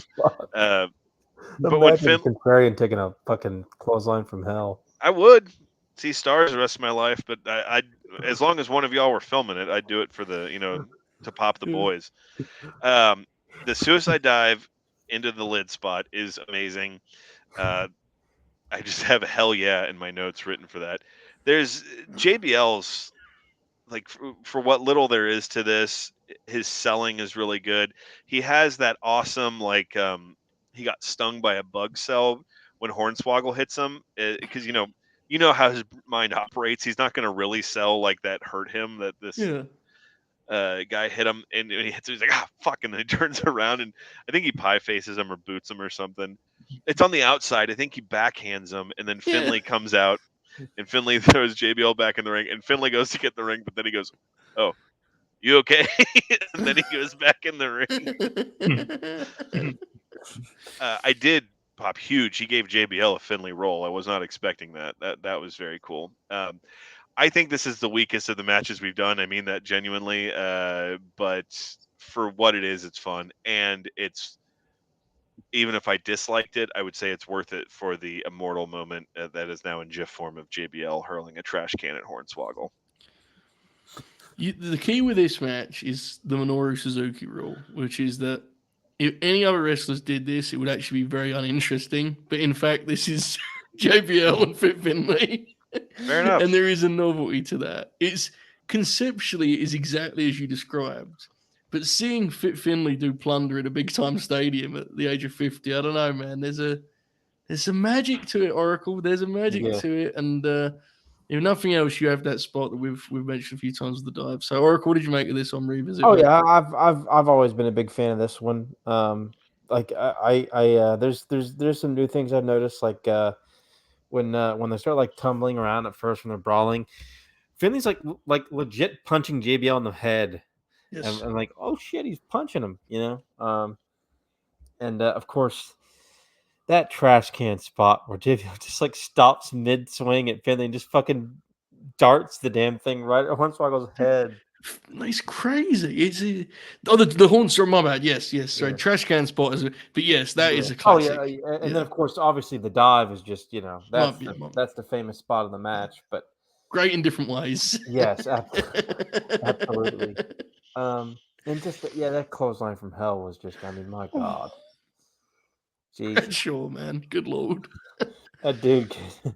To be fair, Finlay hits a pretty dynamite clothesline of his own early in the match. Imagine, Oracle, imagine the money we could make with like 05, 06 JBL and current Eddie Kingston. You know? Oh fuck! Imagine the promos John would cut on Eddie. This is all I can think when I watch this. You know, it's not. It's like it's kind of funny it never happened because he was on commentary the whole time. But imagine like a serious, not like, oh, your small thing, fucking Danielson and JBL like in their primes against each other. Just being the most dismissive dickhead and then getting the hell beat out of him. It would. That's the one credit I'll give JBL, man. Like he was a fucking piece of shit, and like a scathing promo and bully and all this other shit, but he'd make fucking people look good, man. Like if he respected you, he'd make you look good. Yeah. Yeah, I mean he was very entertaining TV, you know. They're very entertaining TV. Should he have been the world then, of course, champion if for he a didn't year? respect you, he'd just bully you and then, get a fucking receipt from Stevie Richards. That is That's the thing. maybe the worst, most vile chair shot I think I've ever seen. It's Stevie so Richards beautiful. gave him the most fucking. It was warranted. I think John agreed on that, right? Yeah, It was that warranted. shit, he got fucking crowned, dude. Stevie fucking killed Look, him for that. None of us can't co-sign the person JBL, but he was a very fun wrestling character. I think is the best way to put it. Alex, what you gonna say, mate? Well, we're just getting into this very perverted rabbit hole of JBL and Oracle. Did you know they worked in the '97 Tag League in All Japan? The new Blackjacks, Barry Windham. I and did Bradshaw. actually know this. Yes. They wrestled Gary Albright and Steve Williams. Oh fuck. They wrestled Akira Taue and Kawada. They wrestled who was it? Misawa and Akiyama. Like, dude. I mean, 97 Kawada. That was like Kawada was always stiff, but by that point, Kawada was just like throwing fucking shit to throw it, man. Like, that's a shoot. like the idea of like JBL thinking he can he ain't gonna like bully around Kawada. I think JBL's smart enough to know he probably couldn't do that though. I mean, but that was also he definitely picks the guys he can go at, right? 100%. They also, the one I know of is in that tag league, they wrestled Jinsei Shinzaki and Hayabusa, which just like the optics of Hayabusa and Bradshaw wrestling each other is insane to me. The game I love right there, brother. Anything else on the JBL Fit Finlay match, fellas? We handled our business on that front. All good? Top 5 Mania stage? Where y'all holding this Mania stage? Tell you what, this year's stage was pretty fucking good. With the last year's stage, wasn't it? I honestly think 39 might be the best ever. The last. What about it's such a what about the one film. the Hardys came back on? 33. Yeah, like as a film nerd and the way this past year's looked like the Oscars red carpet, like that's not going to to be for me. But 33 was especially with the sun and especially with like it being an outdoor venue too in the background. Yeah, the best I've ever seen. I thought they nailed the presentation all around on last year's show. I just thought it came across wonderful. It was fabulous. The outdoor manias are my favorite. I'm actually like in terms of aesthetics, I'm more excited to see what Perth looks like for Elimination Chamber because it's an outdoor show than I am for Mania because well actually no, Mania will be outdoor, won't it? Because it's in Philly. Yeah. Okay. Well, it might not be bad. Yeah. Fun with that. This one though had like the WrestleMania was spelled vertically, and I remember Edge specifically. His entrance had like the tower of pyro going up at 24. It was awesome.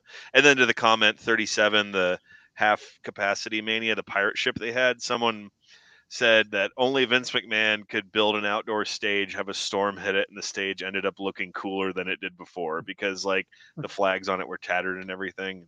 Oh, that was cool. Yeah. Mm-hmm. Yeah. It's a shame they've edited out that rain delay. It was actually like fascinating. You know, I know I get why, but like it's on Peacock. They have just the actual segmented rain delay is one of the things you can watch on Peacock. Of course. I bet it's listed as like hidden gem. Current world champion Samoa Joe sitting there in a poncho like, well, what are we going to do? He handled it well. That's all you can do. Okay. It worked out for him, yeah. Other matches to call out. So I want to note this one because we stumbled into this on Discord last night. The Undertaker and Fit Finlay have a 20-minute main event of SmackDown at some point in 2000. Oh, that match is good. Before WrestleMania 23, and is quite good. Yeah. Oracle, you and I, we were circling. We was close to getting a Dolph Ziggler match in there. All those matches are good. One of them's really good. I can't remember which one. The best one, Oracle, is the road to Dolph's match with Ray at SummerSlam 09. It's August 09. SmackDown? It's in that. Yeah, SmackDown. Oh, yeah, that's awesome, isn't it? Yeah, tremendous match, and obviously fitting considering that Dolph is about to work with. Did you watch the Jerry match? I did not. No, I did not. I couldn't find it with the Ray. I think that episode's on YouTube because I think all the first episodes on YouTube. So from what I could tell was the one that we were looking for. I don't think was uploaded. It was uploaded in like 5 parts. Some of them are uploaded, and some of them aren't. From what I can gather, yeah. Because some of them are uploaded in complete entirety, as you said. Yeah, on the WWE thing too. Yeah. Absolutely. The overlap of so he had matches with TNA's Nick Nemeth. He did, yeah. The Mhm. overlap Quite of a that few of them. Quite a does few. not compute with my brain because I They think had of like, I think they had like 8 singles They- matches on house shows and TV altogether. They had wow. good chemistry. The other matches are pretty good. Yeah. Remember too, like Nemeth. I'm getting used to it, you see. Nemeth at that point had been on TV. The Spirit Squad thing was like 0506, right? So he'd been on TV for a couple of years at that point, as weird as it is Wait, to think of that. This is coming back to me now because I posted this in our group chat when y'all were talking about that. I was like, "Are you guys talking about Dolph Ziggler? Like Yeah. he's been around this long?" Because I remember Crazy. his Yeah, Dolph debuted Christmas of 08. Like that's when he debuted in the main roster. Like the What a Dolph run, character. brother. The Dolph character. Yeah, because he was Kerwin White's caddy Yeah, he before was that and the Kerwin Spirit White's Squad caddy. thing. He was. Yeah, which is what, 05? That was fall of 05. dude Yeah. Spirit Squad Mhm. when I was in fucking high school. Yeah, Yeah. Jesus. Wild. But yeah, those matches, the other Ray matches, again, Benoit. Also, Oracle, I think it's worth noting, right? The ECW title match with Matt Hardy. Oh, Good absolutely match, man. tremendous, Really good match. Any others? Oracle, this is very much your domain. I covered some of the heavy hitters. Is there any others come to Oh mind off the top of your man, head? somebody brought up the Christian match. The Christian match with Superstars is really good. It's like 4 minutes. Like he has like 2 or 3 matches with Bob Lashley, including like a 20-minute one from 2006. Bob Lashley, by the way, that's like Wow. awesome. Wow. There's like a that just shows how good Finlay is. He can have a 20-minute TV match with Bob Lashley in 2006. It's like, and like, look, we all love Bob Lashley now. He's awesome, but like, Yeah, he's- yeah. he was fucking green as grass. Yeah. And like Finlay, like totally fucking like carried him, you know, kicking and screaming probably at times. No joke, those Gunner Scott tags and matches are fun. Gunner Scott.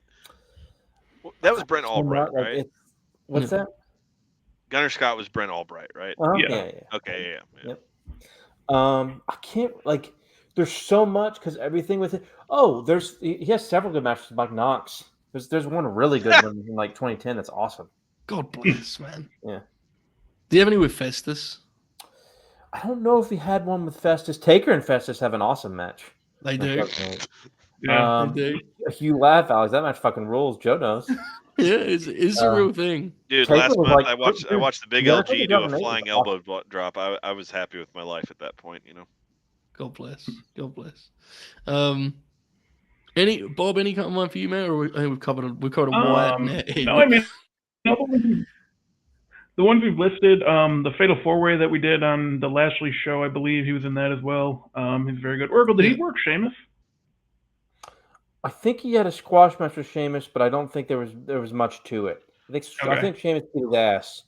Like when Sheamus was getting pushed in like late 09, Mhm. I think he got squashed by him, I think. And of course I have to bring up the Chuck Palumbo because that Chuck Palumbo match is legit awesome. That rules. Because they're like I actually think Chuck Palumbo was a decent worker, and like they work like this typical like really stiff match where like it's like, you know, your typical Finlay match where they beat the shit out of each other. Dude, your memory is godly. Like they wrestled one singles match on TV and it went 1 minute 50. It was a squash in the breakthrough battle royal, like battle qualifying. They had a house show match. Sheamus so if and anyone Finlay? was there, Sheamus Yeah. and Finlay? Yeah, Yeah. you were spot on. That's probably the exact match I was thinking of. Yep. Absolutely. There's one other singles match. Anyone who was there in Reno, Nevada in June 2009, we're counting on you. It The might have been tape good if it was a house exists. show. Because Exactly, bro. Sheamus got good quickly because he and Dustin had a series on Superstars in ECW that fucking ruled. He and Goldust. Oh my god. And Those matches were bad. stylistically, Fit would have been such a natural. It would have been. I'm sure that was good. That's still the one time Sheamus and Brock wrestled was at a house show. I think there was a Good. fan cam of it, but yeah. We should know also. So it was mentioned earlier. Fit got released because he had Miz interrupt the national anthem. Right, he thought it'd be a good. He thought it'd be a good bit. And he got released, and he did this like insane independent run, as you mentioned earlier, Oracle. Mhm. The matches from that, the Sami Callihan matches are. Oh my god, they're good. Oh my god, yeah, they're they're absolutely incredible. tremendous. Yeah. I Roddy. was actually the Roddy match is good too. Mhm. The Sami Callihan matches I honestly kind of wanted to do, but I didn't know if I could bring myself to put that on like the Grin Grappler. It just felt weird, you know, it felt like a reach. But the Roddy match is good. It's We a have a fascinating run. Absolutely. we have a very pristine catalog here. Yeah. We don't Exactly. the Roddy Bola. I was at the 2007 Royal Rumble, and number 1 and number 2 in that are Ric Flair and Finlay, and I remember thinking like, "Fuck yes!" Like, because this has never happened before, and that actually the week after or 2 weeks after led to them having their one and only singles match on SmackDown, Yes. which is fine. Which includes a spot where Hornswoggle like charges into a chop while Flair's on his knees, which is very funny. So There you go. there you go, folks. Spoiler alert. He had some good singles matches with Batista too, right? Oh yeah, those matches were awesome. He Like did. late 06. They have a TV feud. So there's a 4-way title match at No Mercy 06.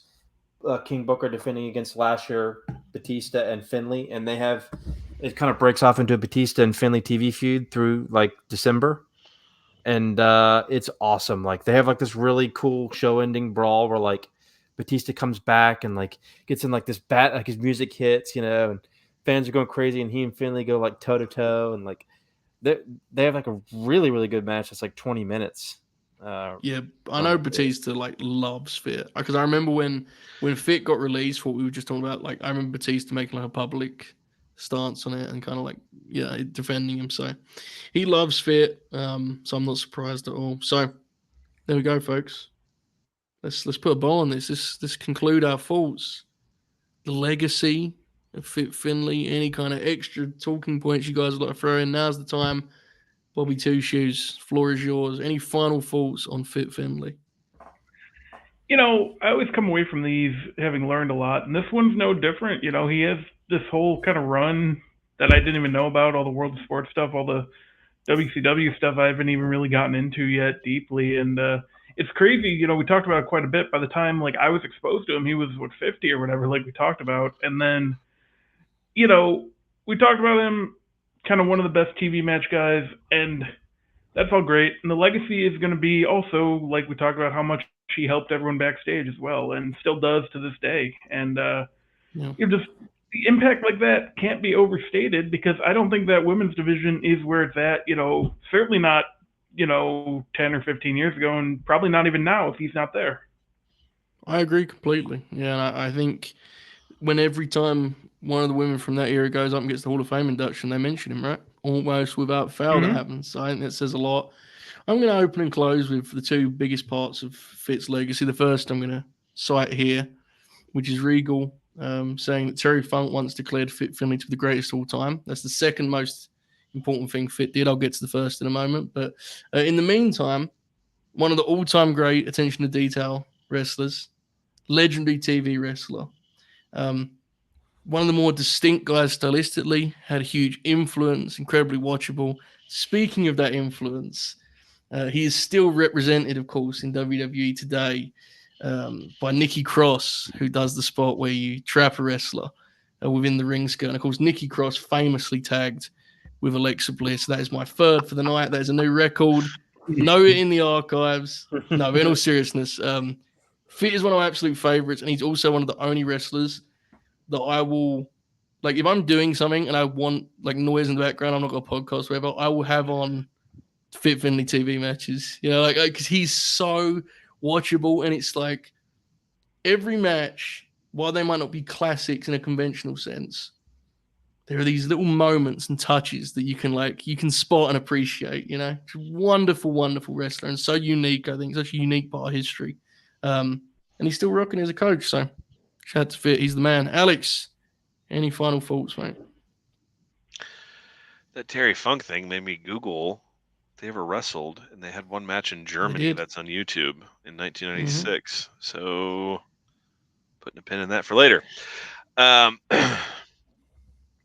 Yeah. So one of the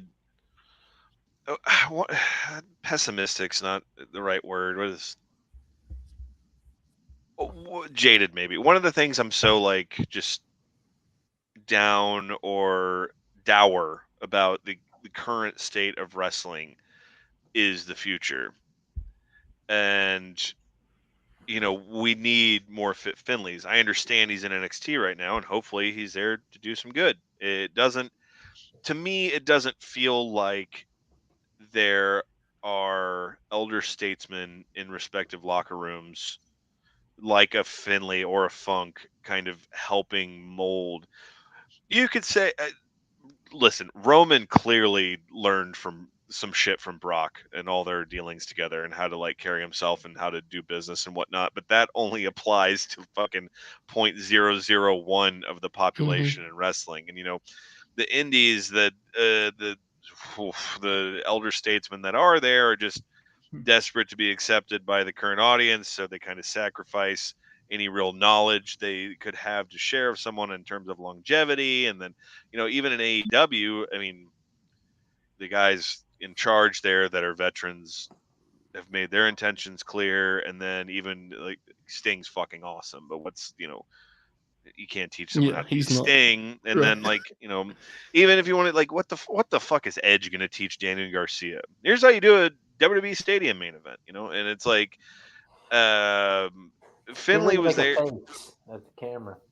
yeah, well, where the hard cam is? Yes. Well, I got nothing else to add. So if we had more Finlays, and I know he's in the NXT system, and it's the idea of him just being given a group of wrestlers a la what he was.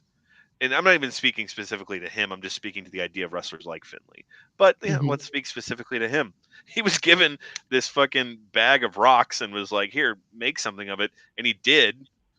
And people are grateful for that. And it led to things advancing in ways that probably weren't going to before he showed up. So, we need more people like Fit Finlay. And then on top of that, just the pervert side of me that loves just discovering old wrestling matches that seem random as fuck. What a catalog that dude has. I was just randomly reading through his matches from 1998. And it's like, holy shit.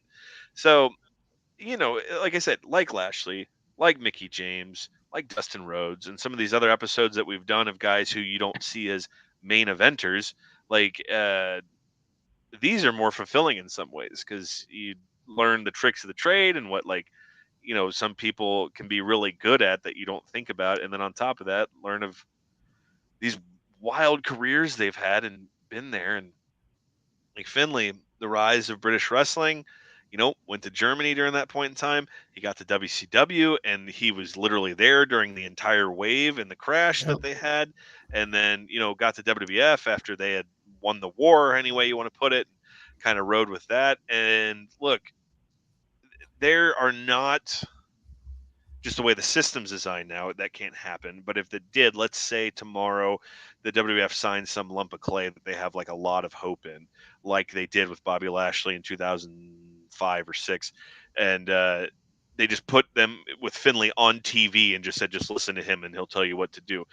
That does not happen anymore. But the idea, and Batista probably learned a lot from him and gained, even though he was a main eventer at that point in time. And dudes like that just don't really exist anymore. That's kind of a bummer. So I think we can learn a lot from the career of Fit Finlay. And I think we'd be better off if there were more folks like him currently in the wrestling business. And on top of that, to put a human touch on it, if there was something bad about him, we would have heard it by now. And it seems like he's just a good dude, beloved. Beloved. Just a guy who loved wrestling and treated people with respect. And in the professional wrestling business, that's even more rare than an elder statesman. So it's good on him. And great app. Not to mention, again, we don't know, but like you said, but we haven't heard anything, and he was training these women for years, and there's no indication they loved him, pervert or they loved him. You know what I mean? And that's obviously, unfortunately, horribly very common in wrestling, and he's over there just training them he's treating them He wasn't Herb Abrams or Matt Simber or any of those guys. It was also he wasn't he didn't patronize them. Because that's the reason they give him that job, is because none of them thought it was worth their time. He said it himself. He said it playfully because he was still working for the company, but they didn't want to go and work with whoever on their mud match. So, yeah, it is really cool. I think it gives you a kind of an idea of him as a character and a person, and that reputation carried through, all the way through the Women's Revolution. Those women would still, the first person they would say was Fit Finlay without foul. So. Yeah, absolutely. Oracle, take us home on this one, mate. Final thoughts on Fit Finlay. Oh man, just an all time favorite of mine. The type of guy that like from like 2006, 2010, when he was on WWE TV, I would be like, oh, like it's a fucking Finlay match. Didn't matter who he wrestled, man. Like, Mm-hmm. Mike Knox, hell yeah, bro. Like this is gonna rule, Like he was just one of those guys where I wanted to see him, and I wanted to see him wrestle. Because he was just so fun to watch, so unique. He stood out from the pack. He didn't wrestle like everybody else. And that was in an era right as things were starting to become homogenized, partly because of the WWE style and wanting everybody to work the same, partly because these indie guys were getting hired and they were, jumbling all this Japanese style, lucha style, and British style, and all this stuff, and kind of making wrestling style into one thing, and not having that unique sort of presence and in-ring style. And Finlay had that. Finlay felt authentic. He felt real. He was believable. He was tough. You believed he was an Irish guy who wanted to fight. You believed his gimmick because he showed you he was that. But it's just one of my all-time favorites. That indie run in 2012 that he had was just amazing. Watching that as it happened was awesome. Obviously, his contributions to the business are just really, really special, especially when it comes to the women's revolution that Stephanie McMahon created. But It's true. Yeah, he just an awesome wrestler. One of my absolute favorites. I think it's fair to say as we near 3 hours, Fit Finlay may be the most Grin Grappler we've ever covered on Grin Grappler. The most Grin Grappler to ever Grin Grapple, right? Like he is in so many ways an embodiment of why we love doing this and why we love kind of looking at these great figures of wrestling history. With that in mind, let's look ahead to February. We have 5 candidates here. Quite a unique collection. Madison Rain was just on the cutting room floor, barely missed out on the short list. Next year, maybe. But here's our lineup, folks. In the chat, please tell us your pick. We have probably the favorite for my money, Ricky the Dragon Steamboat. We have an interesting and kind of complex one, honestly, considering how he's been as of late. But will be a fascinating 3 acts, Shinsuke Nakamura. Had quite the career.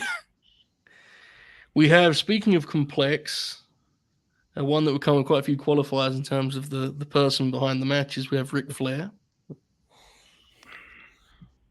We have one that I sense Alex may be most enthralled by. We have Masato Tanaka. Can you imagine? What would that lineup look like? And finally, perhaps another edition, especially after we just talked about Fit, maybe there's another women's wrestler in the Grin Grappler archives. Maybe we go Gal Kim. Maybe. Just maybe. That's our lineup. We've got Tanaka, we've got Kim, we've got Flair, Nakamura, and Steamboat. I feel strongly about the Dragon. However, there are some interesting options here. Bob, where does your heart go? I always got you first because you get very aggressive otherwise.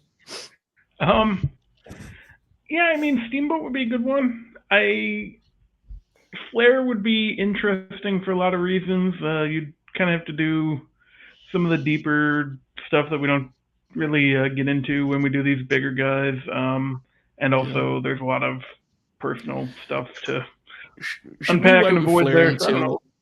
Until he stops just embarrassing himself, and then we can at least just deal with what he's already done rather than worry about him doing more. So I guess we have to wait until he dies. And that was really what I was. I mean, unfortunately, it's kind of he refuses to relent in that regard. Still, with all the 2 of y'all haven't seen Iron Claw yet, so I can't make that joke about Ric Flair in that movie. So I'll just say, let's. Because also, in the spirit of the Grin Grappler, what the fuck can be said about that's Ric the Flair? thing. Yeah. It's tough. I'll be honest. I'll be totally straightforward. I don't necessarily think it's like the point of the Grin Grappler is to tackle, but I also feel like he's somebody we should probably do. But I don't think it's necessarily What something that I want about to do right now. what about this? What if we did Grin Grappler Flair Steamboat? Because their matches go across like 15 years, you know? Yeah. Could be an interesting special, I'm just saying. And it would be a different take. Two wrestlers who really, what do we have left to say about them as individuals? It'd be interesting to instead trace their series. You know, you start in the late 70s. I don't know how much that's on tape. I know there's one that is. I'm not sure. There's the one match that's the greatest match of all time that no one besides Dave Meltzer's ever seen. Oh yeah, the Landover, Maryland. Yeah. Big Dave, God bless. I don't know. Maybe we'll look at that, you know, next year and we'll work towards it. I'll give you. I will say this: Gale, Tanaka, and the Steamer are the ones that I think are kind of the ones that stand out to me. I kind of think Gal would be a sick episode, honestly. And her work, like, because she when she circled back in TNA, she had some really good matches at the end of her career too. WWE matches would be tough to pick. There's one or two that are decent, but we would have to find at least one. The tag But match is good. Her and I say it's good, and I can't remember who she tags with. It's her and Molly Holly against Lita and Trish at Unforgiven 03. Okay, yeah. Okay. Okay. Should we do That'd be Gal good. Kim, fellas? Yeah, why What not? do you reckon? Alex, how you feeling about this, mate? I was gonna say Nakamura, but yeah, it was Tanaka. I was already fantasy booking. It would be FMW, ECW, and then fuck. He's still his- going, so Yeah, Yeah. he wrestled Kingston at WrestleCon a few years ago, so we'd have to do that. But and then Nakamura, you could put that together. I mean, I saw some doom and Talk gloom. about match would have to be my choice if we did not. Shinsuke as an episode would be great. I almost just wonder if it's one that I think will have a more positive feel once this current run is. It's almost like too soon. Does that make sense? Even though his career has got more than enough material. Yeah. Dude, the third act would be him and Sammy and the first Bob Roode match, which are like the 2 and 8. Yeah, we wouldn't be doing anything from the main roster. Not to say he had a good match with Rusev. Rumble 2018 is also great. The Rusev Christmas title switch. That's Yeah. really good. Yeah, that match is awesome. Mhm. Yeah, really good he's match. had some good, and he turned it on. There was some random TV match that people were gaga about, but the problem is his most recent He and main AJ had a events were really good against TV Seth match. That was Freakin. their best match in their feud. He and AJ did. That was really good on TV. Well, we would do the Wrestle Kingdom match with AJ, but Oh anyway, yeah. That's like true. true perverts. Right. Okay. All right, so let's think about this just out loud. Gail Kim would be the WF run when Vince McMahon didn't know that people found Asian women attractive, which is one of the most insane things I've ever heard. Gunther, that's what I was thinking of. And The Gunther match is good. the Awesome Kong Cage match. Was it Taryn Terrell? She had the Last woman standing. Dude, yeah. those honestly, the Terrence Real stuff alone kind of earns Grin Grappler. That was crazy, man. Yeah. Like that was like a huge thing too. Those matches had no right to be. I mean, the one in particular, but I wonder if any of those matches from 09-2011 run are any good. I'd have to scour through some of those superstars bouts, see if Gail had any barn burners with Michelle McCool or something. Gal has, according to our prestigious cage match, she has like 7 matches over a 7. And she Okay. has a couple in the high 6 range, which I mean, I think would make a similar lineup to a Mickey James. Mm-hmm. I'm looking here. The only issue, fellas, that I don't know if we want to do a Tessa Blanchard match, and that is appears to be considered one of her best matches. And I think that's probably something we can leave till another time. There's other. We can find 6 matches without having to throw a racist in there. Yeah, I mean, generally with problematic folks, we keep it to the old. The wrestlers of the ones who are dead or Yeah, indeed. I guarantee I could find superstars or some fucking something to supplant that. We'll be all right. Okay. Are we going with Gal Kim? Is that what we're doing? We're looking in? Let's do it. Yeah. Alex, are you in? She was a first round draft pick in the TNA draft, She was. Yeah. All right. Gal Kim. I think it's good too. We had more women's wrestlers because thus far we've just done Asuka and Mickey. Yeah. Yes. Yeah. Okay. All right. Works for me. Gal Kim will be the February. Grin Grappler, probably like 4 or 5 weeks away. We hope you've enjoyed this, folks. Third page Larry Bird just bowed out. It is 4 a.m. this time zone, so understandable. I'm just getting started. I have a post show ahead of me, but we appreciate the support, everyone that watched this. This was a special one, I think, for us, and I think it's, the runtime kind of captures this. So we hope you enjoyed the ride. It's been a blast for us to talk some Fit Finlay. Bobby, do you have any plugs, promotions, so on and so forth? I do. Fed Dead Redemption. After SmackDown, we are previewing the 2024 Royal Rumble Premium Live event. Join us on this very channel. Big business. Big business.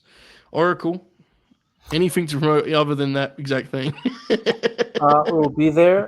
We've got Joe and I have, and we'll share it with Bobby in the post show. We've got some ideas to fantasy book a little bit for that show. Have some fun with it. So it's gonna be a good time, I think. Join us, folks. If you have any questions in regards to Rumble, or let's be real, Mania. I think it's time for us to start making some wild Mania predictions because we're on the road, fellas. I'm told it's the road to WrestleMania, so we'll talk some of that through this Friday night. Fired up, can't wait. Alex, what is going on with the Contrarians, brother? What's the latest? So on our Patreon page, we just dropped our discussion on the Iron Claw, which I know is very topical right now, and we did that on our main feed. Our friends Ryan and Bartek from over in Australia, we did a collab on the god awful Nicholas Winding Refn film, The Neon Demon, which I just have no time for. But elsewhere, we've been the Black Dahlia, the last time that an American studio gave Brian De Palma any money to make a movie. We've been having a good time over there. So we are thecontrarians.com, patreon.com/contrarian prime. And on Twitter or X @Contrarian Prime, you can find us there. As always, Joe, I appreciate you letting me peddle my wares here. And also, JJ might be onto something by calling Bob Daddy. That might need to be the new thing. I can't. I'm not going to be partaking in that. I'm sorry. Bob Daddy. Now, on the real though, I'm looking forward to the Rumble. Knock on wood, it's usually always fun, and yeah, I honestly don't know who's going to win. I mean, there's kind of like an obvious one or two, but they've done a good job, and they haven't done that many years in the past 20. But we'll see. I'm gonna be a big sad boy if a story isn't finished by the first weekend of April. The story's going to finish, all right, brother. Might not be the story you're looking for, but you know what story's not going to finish in Philadelphia? The Eagles winning the Super Bowl. So suck on that. Suck Philly. No offense, okay. And we close with some cheap heat here after 3 hours. All right, folks, you know the deal. At Late Night Grin, all that good shit. If you watch this on YouTube, then thumbs up it. I guess I don't know. This show is always a treat. I think this was one of our stronger ones yet, thankfully. So wonderful time. We appreciate the live audience. Anyone watching on delay, anyone listening, keep grinning. All out. Enjoy this outro, folks.